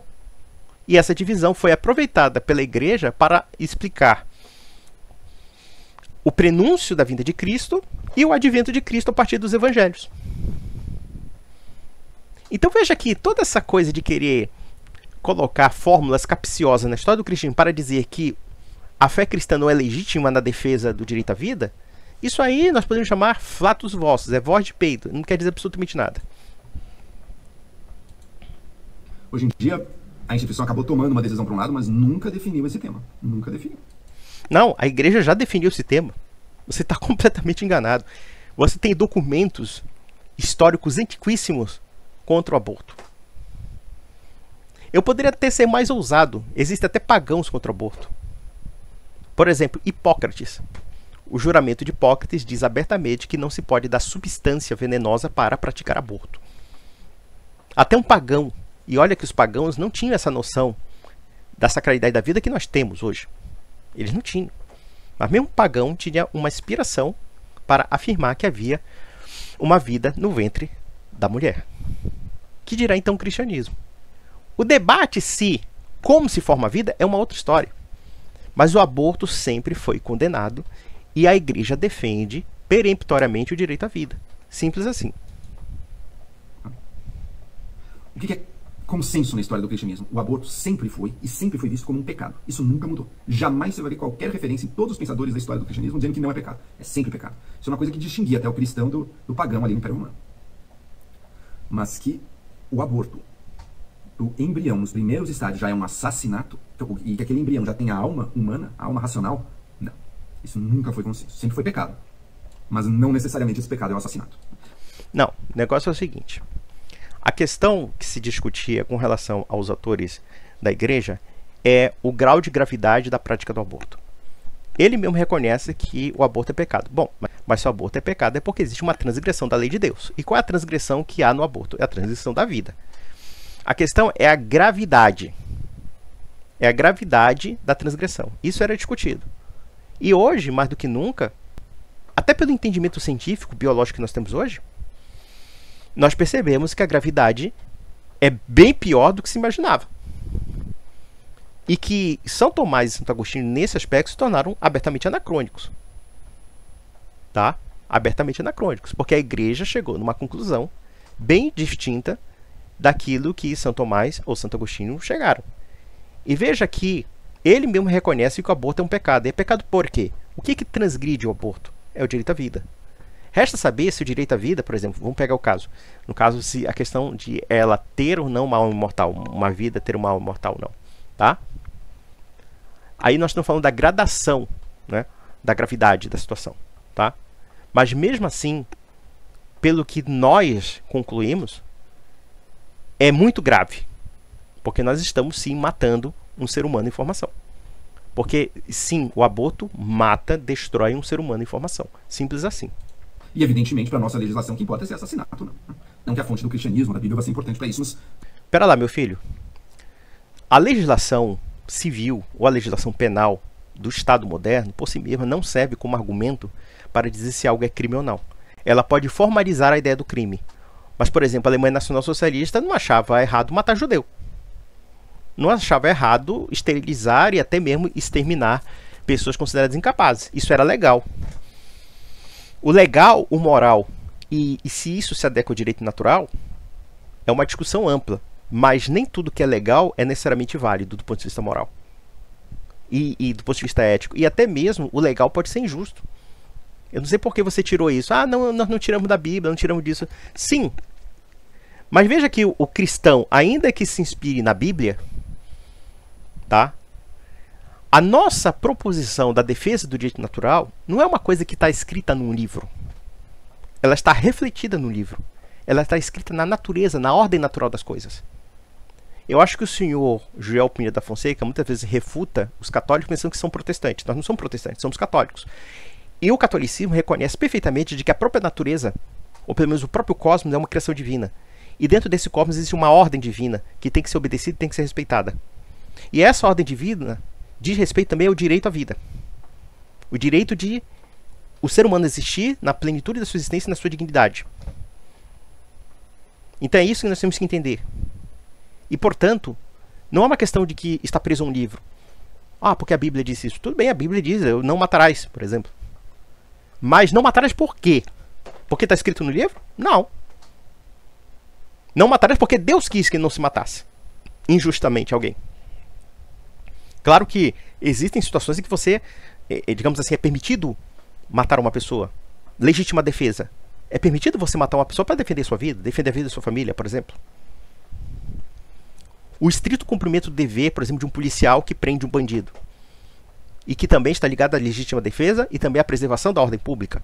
E também da preservação da justiça. Por meio de justiça, uma pessoa pode ser morta. Se ele resiste de forma violenta à própria justiça. E assim sucessivamente. Vamos lá. Estou dizendo, mesmo você que considera que é pecado, não necessariamente precisa considerar que é assassinato. Agora eu chego no que eu acho que é o ponto mais forte disso tudo, porque eu acho que muita gente é levada por um sentimento, e que óbvio as religiões, especialmente hoje em dia, trabalham para estimular esse sentimento, um sentimento muito profundo de que, de alguma maneira, esse ato do aborto é uma coisa muito, muito suja, muito profundamente errada nele, uma certa traição do que é a maternidade, ou do que é a relação do pai com o filho, da mãe, né, com o filho, e que teria algo muito profundamente errado nela fazer isso. E, sem dúvida, a gente tem essa sensação, mesmo porque, ao mesmo tempo, a gente observa que quem quer ter filho já tem a relação positiva, a relação de afeto com o embrião, desde o momento que isso, desde que ele descobriu que está grávida, já cria aquela relação. Ora, se cria a relação desde que está grávida, então é porque aceita. Ele é pessoa, não é? E não necessariamente. Não necessariamente. Essa relação é uma relação que a gente projeta e cria com aquilo que já está ali se desenvolvendo. Mas não é o que nos diz o que aquilo é. Deixa eu pegar uma analogia de outra área. Nossa relação com animais. Tem pessoas que têm animais de estimação, eu mesmo tenho, gosto muito. Tem pessoas que levam a relação com o animal de estimação ao mesmo nível, literalmente o mesmo nível que elas têm com o ser humano. Que dizem que, para mim, aquilo é uma vida tão valiosa quanto a vida humana. Ai, meu Deus do céu. Eu não acredito que eu vi isso, cara. Você quer reduzir o valor da vida humana a um sentimento? É isso que você está falando? É isso que você está falando? Então, se for assim, por exemplo, se alguém, sei lá, Deus que me perdoe, mas se alguém matar um parente da sua família e eu disser, isso não me interessa, então o valor da vida humana se torna mais baixo porque eu disse que não me interessa? Isso não tem o menor sentido, cara. A relação que um pai tem com um filho, que é uma relação natural e evidente, e uma relação de espera, tá? Pressupõe que, de fato, você está acompanhando a geração daquela criança no meio da mãe. Porque se não houvesse nada, como você está afirmando, como se não houvesse nenhum significado, como você está afirmando, então as pessoas não se prenderiam àquilo. Se houvesse um aborto espontâneo, aquilo não era um filho meu. É isso que você está dizendo, cara. O que você está falando é uma coisa tão absurda, cara. Você está se perdendo, cara. Até o dado momento eu não vi nenhuma conclusão racional da sua parte. Você está querendo apelar a dizer que aquelas pessoas que têm um sentimento paternal com um filho que está no ventre é uma coisa meramente sentimental. Mas se fosse só sentimental, eu pergunto uma coisa pra você. Não se está acompanhando a vida de alguém que está sendo desenvolvido? E veja que mesmo um sujeito que você diz que um cachorro é elevado a um ser humano, mesmo assim, ainda que seja errado esse sentimento, porque é uma desproporção, claro, um cachorro não pode ser equiparado ao ser humano, mas mesmo assim, esse sujeito tem sentimento por um ser vivente, que é um cachorro. Ele não tem um sentimento pelo nada. Ele tem sentimento por alguma coisa. O cachorro é um ser vivente. O ser humano é um ser vivente também. Então o que você está fazendo é uma tentativa de anular o sentimento de humanidade que nós temos com os nossos seres humanos. E até o dado momento ainda estou esperando um argumento realmente racional para você afirmar que um ser humano que está no ventre de uma mulher é menos ser humano fora do ventre da mulher. O sentimento que uma pessoa tem pelo cachorro, podemos até deduzir que ele tem sentimento por alguma coisa. O sentimento que um pai tem com o filho é outra coisa. E não menos válido. Muito pelo contrário, muito mais válido. Muito mais substancial. É o que eu falei aqui sobre a história de alguém que perde um filho no ventre da mãe. Aí você vai dizer que isso não é importante? Que isso é menos filho? Que isso é só um sentimentalismo? Joel, você é tão leviano a esse ponto? Você é tão bobo a esse ponto? É porque no fundo você é um garotinho que deve estar agora no apartamento, não sei se você mora com os pais, enfim. Você pode até morar sozinho. Mas a sua visão é a visão de uma pessoa que não tem vivência. Quando você tiver um filho, você esperar um filho no bem da mãe, nós podemos dizer, olha, realmente aquilo ali é uma coisa, sabe, é uma coisa esporádica. E se alguém de repente agredisse a sua mulher, eu não sei nem se você tem mulher, mas de repente agredisse uma esposa sua, que você engravidou, e essa esposa perdesse o filho, você ia dizer que isso era menos filho para você? E não é só para você. Você vai dizer que aquilo era menos filho? Que era menos ser humano? Você chegaria a esse ponto de idiotice? De afirmar que o teu filho que está sendo gerado no ventre da sua mulher é menos ser humano? Por um cara que, sei lá, agrediu a sua mulher? O que você está falando não tem a menor lógica, cara. Você está querendo, sabe aquela coisa de você querer catar na lama certos argumentos que você tira e que quando chegam no plano da lógica pura e simples não batem? É o que você está fazendo. Até todo momento estaremos esperando aqui um argumento racional sobre o aborto. Para mim é filho, do mesmo jeito que um filho biológico adotivo humano é filho. Não é o meu caso, mas eu entendo essas pessoas. Também não faço questão nenhuma de sair numa cruzada contra essas pessoas, com pessoas que sentem assim. Cara, olha, quando você tiver filho, Joel, quando você crescer um pouco mais, porque eu digo o seguinte, o casamento, como ter filhos, é o que faz homens serem homens de verdade. Eu digo isso porque o homem, quando ele assume o papel de pai e de marido, dentre muitas coisas, ele assume certas responsabilidades que, como um solteiro, ele não é capaz de assumir. Compromissos com outras pessoas, pessoas que dependem de você, dentre muitas e muitas outras questões que envolvem a relação entre pais e filhos e marido e mulher, tá? Então veja que você está falando como um garotinho de apartamento solitário em São Paulo, sobre assuntos que você não tem o menor entendimento, mesmo de vivência, e quiçá também de observação, porque ninguém precisa ter filhos para observar o que eu estou dizendo aqui. Embora, claro, sendo pai, ou sendo marido, ou tendo uma família, você observa talvez até com mais propriedade. Talvez, nem sempre. Porque há pais, infelizmente, que são indiferentes aos seus filhos. Há pais que não compreendem a gravidade de ser pai. Há pais, por exemplo, que tratam seus filhos como se fossem piores do que cachorros. Há cachorros, infelizmente, bem mais bem tratados do que certos filhos. Porém, isso não é somente uma relação meramente sentimental. É uma relação que tem um juízo objetivo de importância no quesito da dignidade do ser humano. E um dos elementos que nós temos que tratar com dignidade são os nossos filhos. E esse filho não é menos filho quando estava no ventre da mãe. Não é menos filho quando era recém-nascido. A expectativa existe justamente porque você espera um ser humano surgir. E quando esse ser humano surge no ventre da mãe, você tem todos os cuidados possíveis para que ela não pereça e a vida que está dentro dela também não pereça. Então, querer reduzir isso a um sentimentalismo mostra realmente que você é uma pessoa muito tosca para falar isso. Vamos lá. Mas veja só que interessante.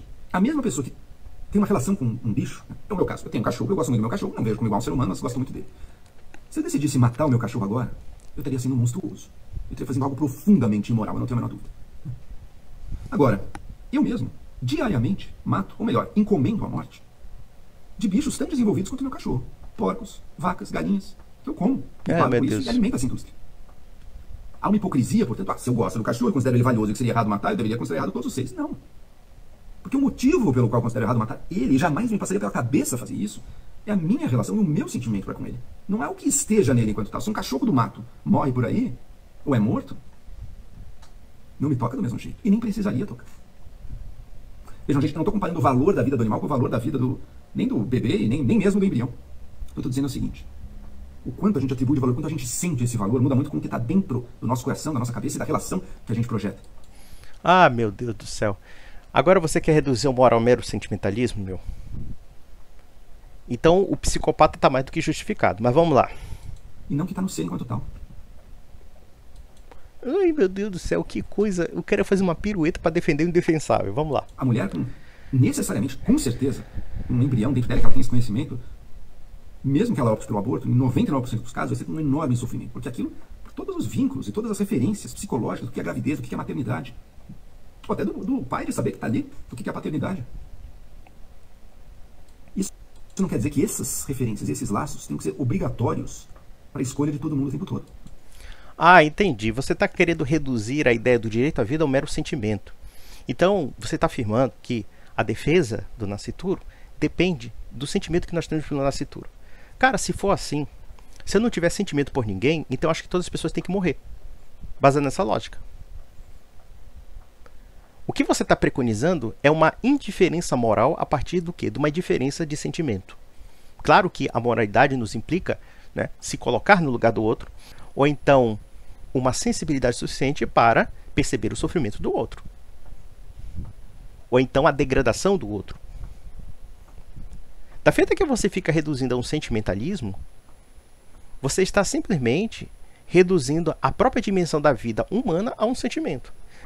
Se for assim, os nacionalsocialistas estão perfeitamente justificados, porque eles não tinham sentimento algum, ou pelo menos tinham sentimentos de ódio pelos judeus. E não só judeus, eslavos, ciganos, russos, poloneses e etc. Então aqui, você entra num dilema que, no meu entender, já foge da racionalidade. Porque você está reduzindo a dimensão do direito à vida a um sentimento. Você não está discutindo sobre os princípios gerais do direito à vida. Você está simplesmente reduzindo o direito à vida ao fato de que, se alguém se sensibiliza com um filho que morreu no ventre, isso é uma questão sentimental do pai.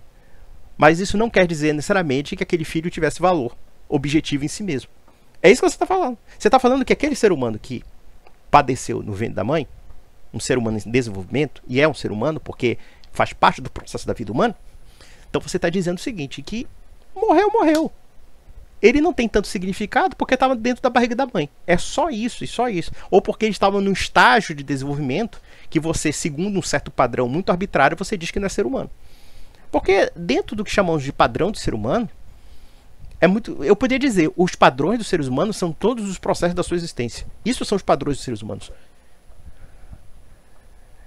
Ser concebido, se desenvolver na vida da mãe, nascer, se tornar uma criança, adolescente, adulto, velho e morte. São vários processos de uma mesma existência. Como é que eu posso dizer que um processo X da vida humana invalida a vida humana em relação ao processo Y? Se um tem um nexo de causalidade, de continuidade com o outro. Isso não tem lógica. E você querer atribuir a questão sentimental, dizendo, não, uma questão sentimental, porque, sabe, assim, o Joel vai dizer assim, eu sei que você teve sentimento pelo filho do ventre da mãe, mas ele não vale muita coisa. É isso que ele está falando. Por quê? Porque, na verdade, nos primeiros estágios, o embrião não é tão importante quanto uma pessoa. Aqui nós temos uma dissociação cognitiva. Partindo do pressuposto de que aquele embrião está desenvolvendo as características que de fato faz parte da pessoa, porque é um processo da existência da pessoa, então ele está colocando um falso dilema. Que uma pessoa desenvolvida tem mais importância do que uma pessoa que está em desenvolvimento. Mas não são a mesma pessoa? Então nós vamos dizer que o Joel Pinheiro da Fonseca, quando estava no ventre da mãe, ele não valia muita coisa. Então ele começou a valer a partir do quê? Do crescimento dele. Vamos lá. Sabe uma coisa? Não sou só eu que estou falando. Não é só os progressistas que acham. Mesmo você, espectador conservador que está discordando de tudo que eu estou falando, mesmo você não vê o valor como igual. Mesmo você não trata um embrião da mesma maneira que você trataria uma criança. Depende, meu filho.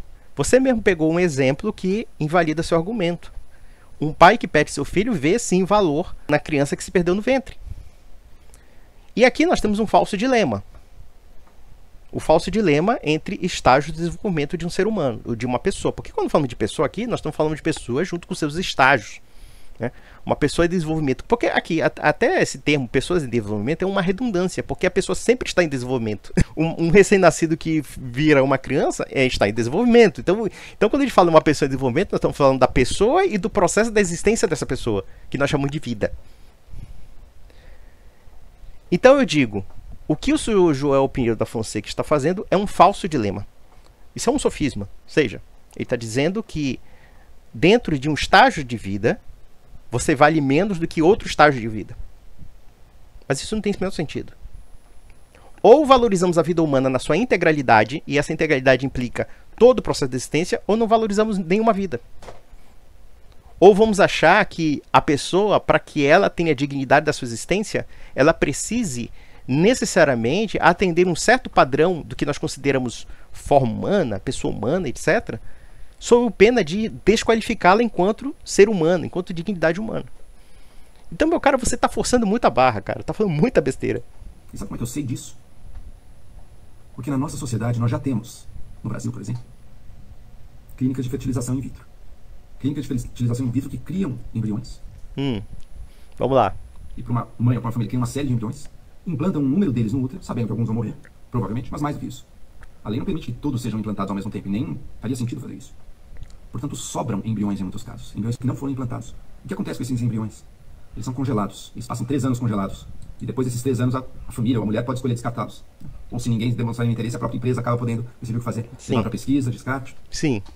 A gente já tem instituições, em qualquer cidade brasileira, matando embriões. Veja uma coisa interessante, ele tocou na questão da manipulação da reprodução humana, coisa que a igreja condena. Eu acho que a manipulação in vitro deveria ser proibida. Muita gente vai ficar escandalizada, mas é aquela coisa, surgir manipulação in vitro. Tudo bem, ninguém vai negar a sua dignidade essencial. Mas pense numa coisa, você não acha que é muito perigoso o ser humano manipular o processo da existência humana? Pensem, por exemplo, que existem inúmeras ideologias que querem alienar o direito da família. E imaginem, de repente, uma ideologia que queira alienar até mesmo o direito de reprodução da família. A ciência está caminhando justamente para um instrumento de poderes, de dominação e de manipulação que vai parecer o admirável mundo de Huxley uma coisa bastante primitiva. Porque, vejam, a manipulação in vitro da espécie humana, em geral, aliena o ser humano das suas potencialidades reprodutivas. E vejam os escândalos. Por exemplo, Roger Abdelmassir. O que ele fazia com essa manipulação in vitro? Leiam o que vocês vão ficar barbarizados. E nos Estados Unidos também. Teve um sujeito lá que era pai de 30, 40 filhos. Sabe por quê? Porque ele via lá que o esperma do cara não fazia nada, e ele colocava o esperma dele lá e fazia a reprodução in vitro, e ele ficava pai de todo mundo. E ninguém sabia. Essa ilusão prometeica que ele está dizendo que é rotina porque a vida já perdeu valor. E nós temos que entender que esses embriões têm DNA próprios, esses embriões congelados, tá? DNA próprios, tá? Eles têm um procedimento de existência que vai necessariamente... Já temos ali, claro, uma pessoa já toda desenhada para se desenvolver. Só falta colocar no ventre. Você não acha que isso é perigoso, não? O elemento da coisificação do ser humano? A que ponto se chegou a manipulação da ciência? Aí você vê um bando de ateu débil mental. A ciência. Colocando a ciência como se fosse no plano religioso. Meu amigo, isso eu posso citar o C.S. Lewis, que tem aquele livro maravilhoso dele, E o C.S. Lewis era anglicano. Mas não tira a maravilha dele como escritor. Que ele fala da abolição do homem. Que ele diz que o poder da ciência do homem é o poder de um homem sobre um homem. Aquilo ali, cara, foi fatal. Aí, de repente, aquela idiota da Ayn Rand, aquela louca, aquela libertária louca, que precisava ser internada no hospício junto com o Murray Rothbard. Aí temos aquele idiota do Cogos que defende esses caras. Ele diz que não defende mais, mas ele faz uma salada porque ele é um desequilibrado doido. Ela dizendo que o C.S. Lewis era um idiota porque estava condenando a ciência. Não, sua estúpida. Não, sua débil mental, sua louca de rodoviária. Louquinha de rodoviária. Não! Ele entendeu perfeitamente que a ciência pode ser um instrumento de poder e um instrumento de degradação do ser humano. Pode ser um campo de concentração de Auschwitz, pode ser a bomba atômica, pode ser a manipulação in vitro, pode ser a manipulação genética. Nós estamos enveredando por um caminho da invasão da própria pessoa humana. E isso é perigoso. Isso é perigoso. E a igreja está certa em condenar tudo isso.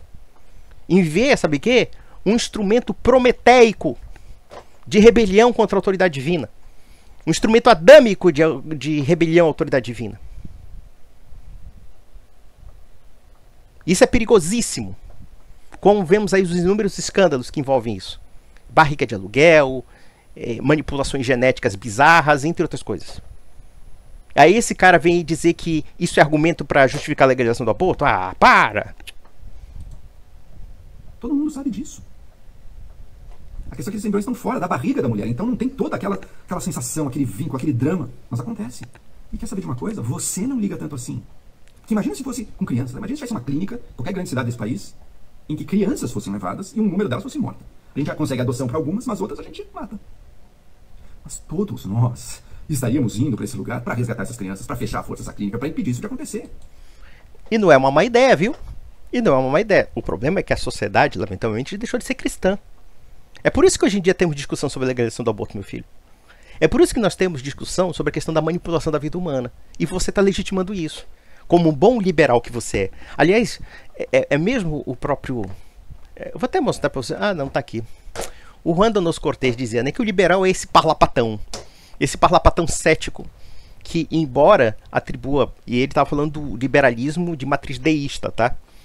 Ele falou de um dos liberalismos, né, que era o liberalismo deísta, que acreditava que Deus criou uma ordem universal, natural, mas ele não intervém no universo, né? Um Deus impotente, né? Um Deus potente para criar, mas impotente para intervir na natureza. Mas enfim.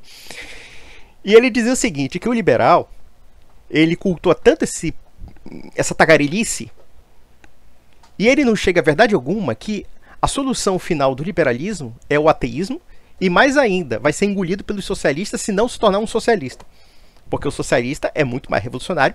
E o socialista, ao contrário do liberal, né, tem um sistema teológico. E aqui nós vamos falar de teologia, porque aqui a teologia fala da estrutura da realidade. E isso está no plano da filosofia também. Né, que o socialista tem uma visão teológica, uma visão de cosmovisão, uma visão de mundo muito mais sofisticada do que propriamente o liberal. E o liberal acha que não tem teologia, né, diga-se de passagem. Mas ele tem. Ele não percebe porque é burro. Então, cara, esse papinho aí, sabe? Esse papinho, você vê que o Joel Pinheiro em nenhum momento ele conseguiu defender uma ideia justificável sobre o aborto. Ele reduziu tudo a uma questão de mera disputa sentimental, ou então um antagonismo entre religião e não religião. Mas isso não é uma discussão válida. Eu quero saber o seguinte, qual é a justificativa que você tem? Porque, veja, não basta somente, tá, nós nos isentarmos de condenar o aborto enquanto o aborto pode ser liberado. Eu quero saber qual é a justificativa, a argumentação lógica racional para achar que uma mãe pode tirar uma criança, ou o que você já é, o feto, embrião, o que você possa chamar, um ser vivente no ventre dela, com todos os procedimentos de desenvolvimento da sua existência que vão, de fato, redundar num formato de uma criança. Eu pergunto, qual é a argumentação lógica racional que você tem para justificar isso? Você vê que nós estamos 22 minutos, faltam 6 minutos. Ele não me deu nenhum argumento sobre isso. Vamos lá. É óbvio. Fisicamente, se necessário. Um campo de extermínio do nível holocausto acontecendo na cidade. É óbvio que, sem um absurdo, todos nós agiríamos assim. A gente não faz a mesma coisa para uma clínica de fertilização in vitro, gente. E não é à toa. É porque nenhum de nós, no fundo, vê como equivalente. Veja uma coisa interessante. ele está querendo, né, fazer uma falsa analogia entre duas coisas que podem, inclusive, ser conjugadas. Nós temos, no caso, um embrião no ventre da mãe que está, basicamente, desenvolvendo as potencialidades próprias da existência. Quando eu digo as potencialidades, não quer dizer que ele não seja vivente. Pelo contrário, ele justamente desenvolve essas potencialidades porque ele é um ser vivente. Quando você também tem um embrião congelado, que ele não está desenvolvendo as potencialidades, porém, ele já é um ser em formação ali, já é um ser formado dentro do estágio inicial dele, e que se colocar no ventre da mulher também vai desenvolver todas as potencialidades inerentes à existência também. E se nós analisarmos o argumento dele, longe de legalizar o aborto, nós poderíamos até fazer um seguinte elemento oposto. Nós poderíamos condenar o congelamento de embriões. Porque da feita que esses embriões têm o DNA formado, tem todos os elementos potenciais de formação da personalidade, e aqui quando eu falo personalidade, eu falo de persona. Personalidade não é somente psique, mas personalidade também em todos os atributos de uma pessoa. Então, esse argumento, longe de justificar o aborto, coloca em questionamento a manipulação laboratorial, a manipulação in vitro. Ele não percebe a lógica aí. Primeiro porque ele já criou uma fragmentação da existência humana. Ele acha que dentro de determinados fatores ou determinadas circunstâncias, um ser humano é menos ser humano que o outro. Esse é o primeiro problema. Então, por exemplo, se você está numa fase, num estágio de desenvolvimento da sua vida, então você é menos ser humano em outro estágio em que ele acha que é favorável para que você seja considerado uma pessoa. Então aqui é um problema insolúvel e sem fim que ele coloca. E que em nenhum momento ele coloca um argumento racional. Vamos lá. Reconheça isso. E reconhecer isso não quer dizer, então aborto tudo bem, tanto faz, não é nada. Não, pode continuar sendo um pecado seríssimo. Observe uma coisa. Quando ele fica dizendo que o aborto é um pecado, primeiro, nós temos várias gradações de pecado. Existe o pecado da fornicação, do adultério, da blasfêmia, como também existem pecados de outras naturezas, como roubar, como matar alguém, etc. E matar alguém é um pecado gravíssimo. Agora, você querer reduzir um pecado muito grave que afeta o tecido social, que é a defesa do direito à vida, e dizer que nós temos que considerar apenas subjetivamente como algo ruim, aí vai um grande abismo. Não cometer um assassinato. É desumano tratar dessa maneira. Não, desumano é você querer desumanizar um ser humano no ventre da mãe. É isso que é desumano. Você simplesmente não deu uma explicação. Aqui, Joel, não sei se você vai ouvir meu vídeo. Acho que você não vai ouvir. Acho que você é tão pedante que você não vai perder tempo com um canal de quase 10 mil pessoas. Então, você não vai perder tempo. Mas se você observar esse vídeo aqui, eu quero um argumento racional e lógico, um argumento mesmo, em que você possa afirmar as seguintes coisas. Primeiro, por que um ser humano no estágio da vida seria menos ser humano em outro estágio da vida? Isso para mim não tem lógica. Porque são toda a mesma pessoa em estágios diferentes da vida. Segundo ponto, qual é a razão para se praticar o aborto? Qual é a razão? Uma razão objetiva, uma razão baseada em princípios, que não seja somente essa retórica de dizer a vida do feto embrião não é a mesma coisa da vida do, sei lá, de uma criança, do adulto. Bom, isso todo mundo sabe, como tem a vida de um velho não é a vida de uma criança. Mas nós estamos falando de um processo substancial de existência que une todas essas esferas do processo da vida e que são parte da mesma pessoa. Então, por que uma pessoa valeria menos num estágio em relação a outro? Isso não tem o menor sentido. E por que a razão per se da prática do aborto? Até agora eu não vi nada, não vi nenhum argumento. Você pode achar que é errado e mesmo assim não querer que a mulher seja tratada assim. A mulher que tomou essa escolha. Ué, a mulher tomou essa escolha, mas e o embrião, o feto, enfim, a pessoa que está sendo gerada no ventre da mulher? Não conta? Não conta? Quantas pessoas nasceram com mães que queriam abortar e que foram coibidas por algum tipo de ação que fizeram que essas pessoas existissem e que hoje talvez não estariam aqui? Se você afirmar que não existe nexo de causalidade entre abortar e não abortar na vida de uma pessoa, você está mentindo, ou então você está simplesmente perdendo a noção da realidade. Portanto, sim. Aborto até 12 semanas. 12 semanas é um prazo bastante conservador, inclusive, que com certeza não desenvolveram as capacidades da ciência e da consciência ainda. Não tem nada de sensação, não tem nada de pensamento, nada.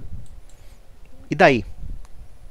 uma pessoa em coma também tem um defeito da senciência.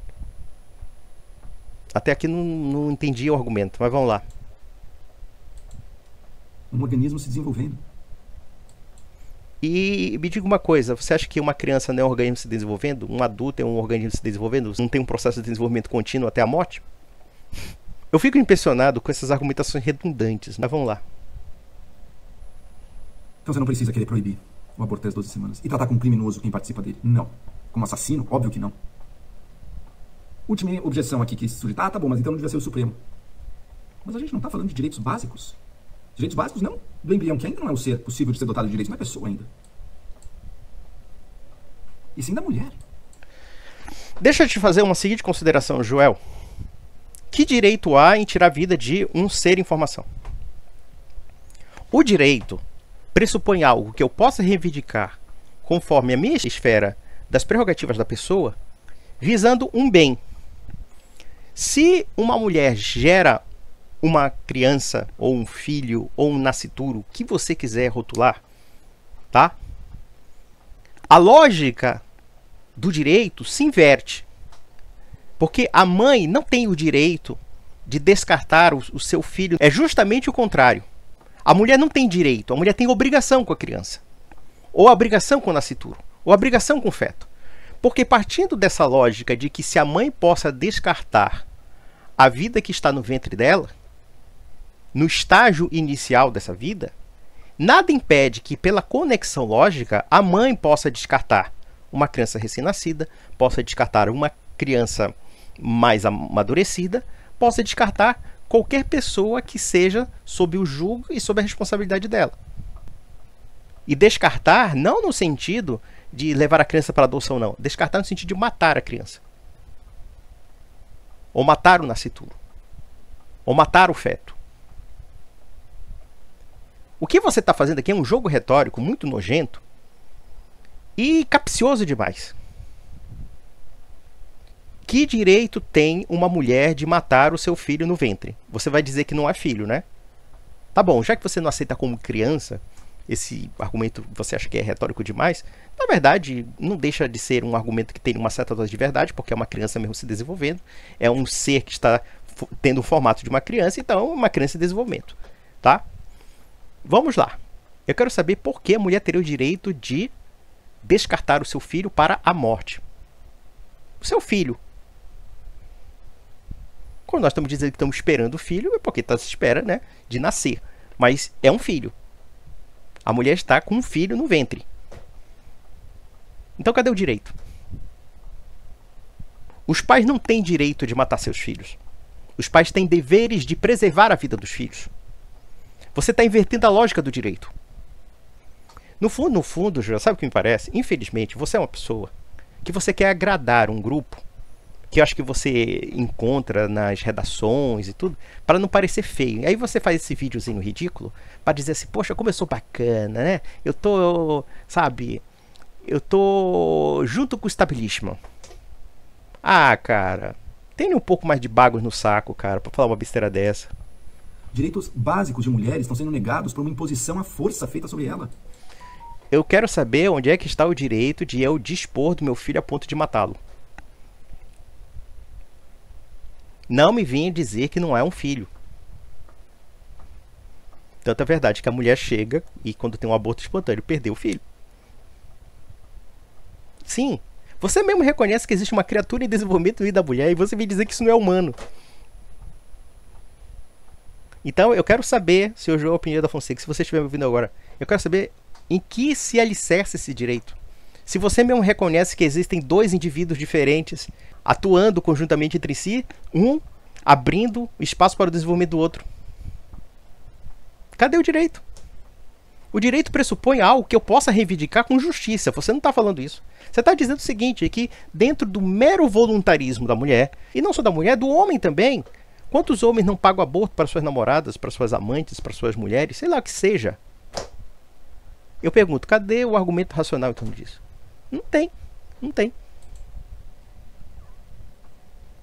Não precisa ser assim, não deveria ser assim.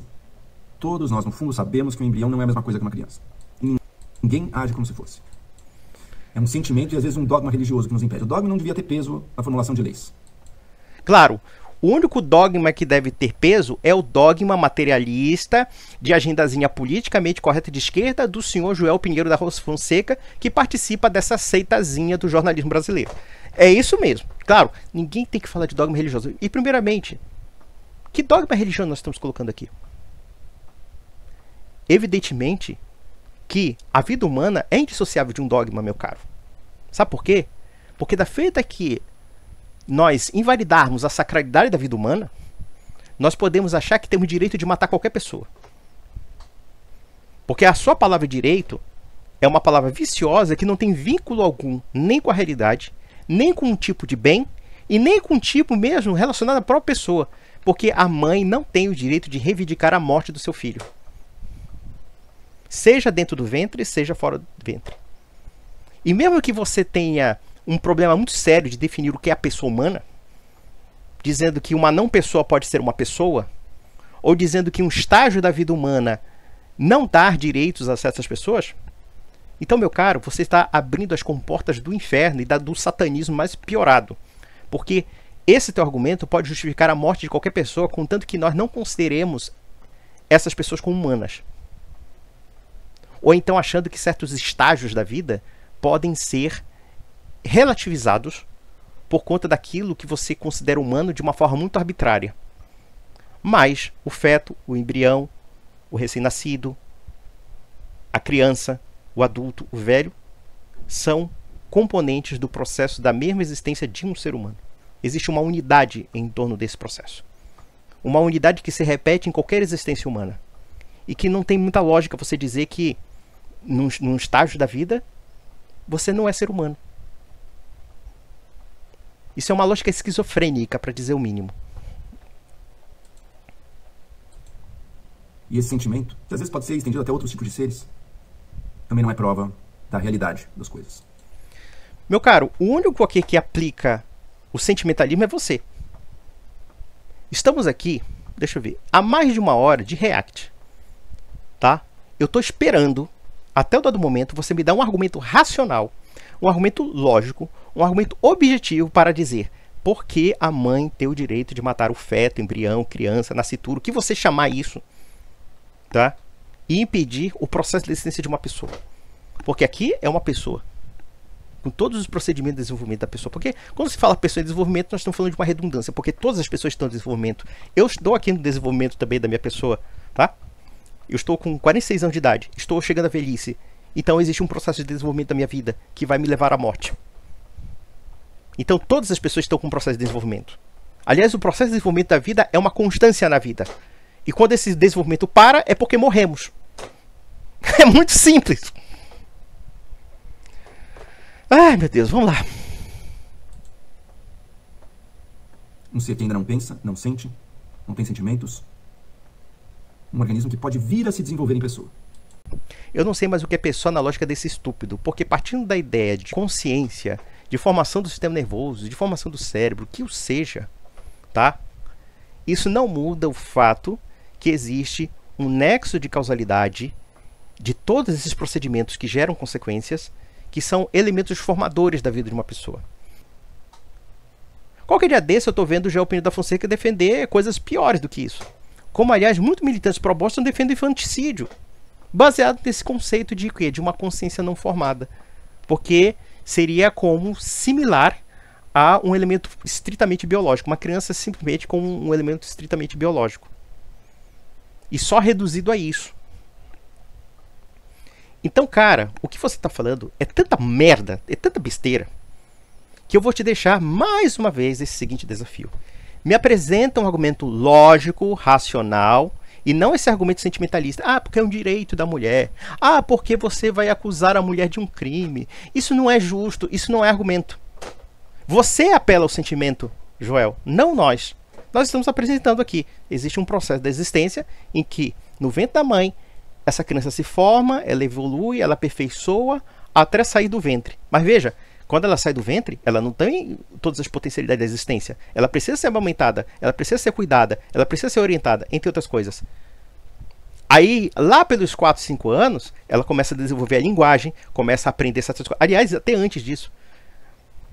A criança é um ser tão formidável, mas tão formidável, que se você der uma boa educação, de formação até de leitura, experimente, por exemplo, se você tiver filho, faça o seguinte, pega esse celular e quebre. Pá! Faz o seguinte, pega isso aqui e joga assim, pelo no canto. Claro que você não vai quebrar.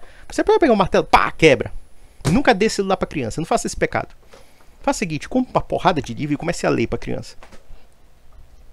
Com 2, 3 anos de idade, ela vai ter uma linguagem primorosa. A criança, nessa fase, ela é quase como um computador. Claro que não é um computador, evidentemente, é um indivíduo. Tem sentimentos, tem observações, tem várias coisas. Mas ela precisa, para ela desenvolver sua personalidade, ela adquirir os componentes exteriores dessa realidade. Então ela precisa observar, ela precisa pegar certos pontos, ela precisa fazer discernimentos e baseado nisso ela está numa fase de absorção, para depois ela desenvolver o raciocínio a partir dessa observação. E claro, essa faculdade de raciocínio, né, ela já tem inata, mas ela precisa desenvolvê-la, né? E ela só desenvolve a partir da observação das coisas externas que ela tem que desenvolver, né? Ela, é claro, porque esse juízo que ela tem é juízo em relação a alguma coisa que é externa a ela, né, ao que está ao redor dela.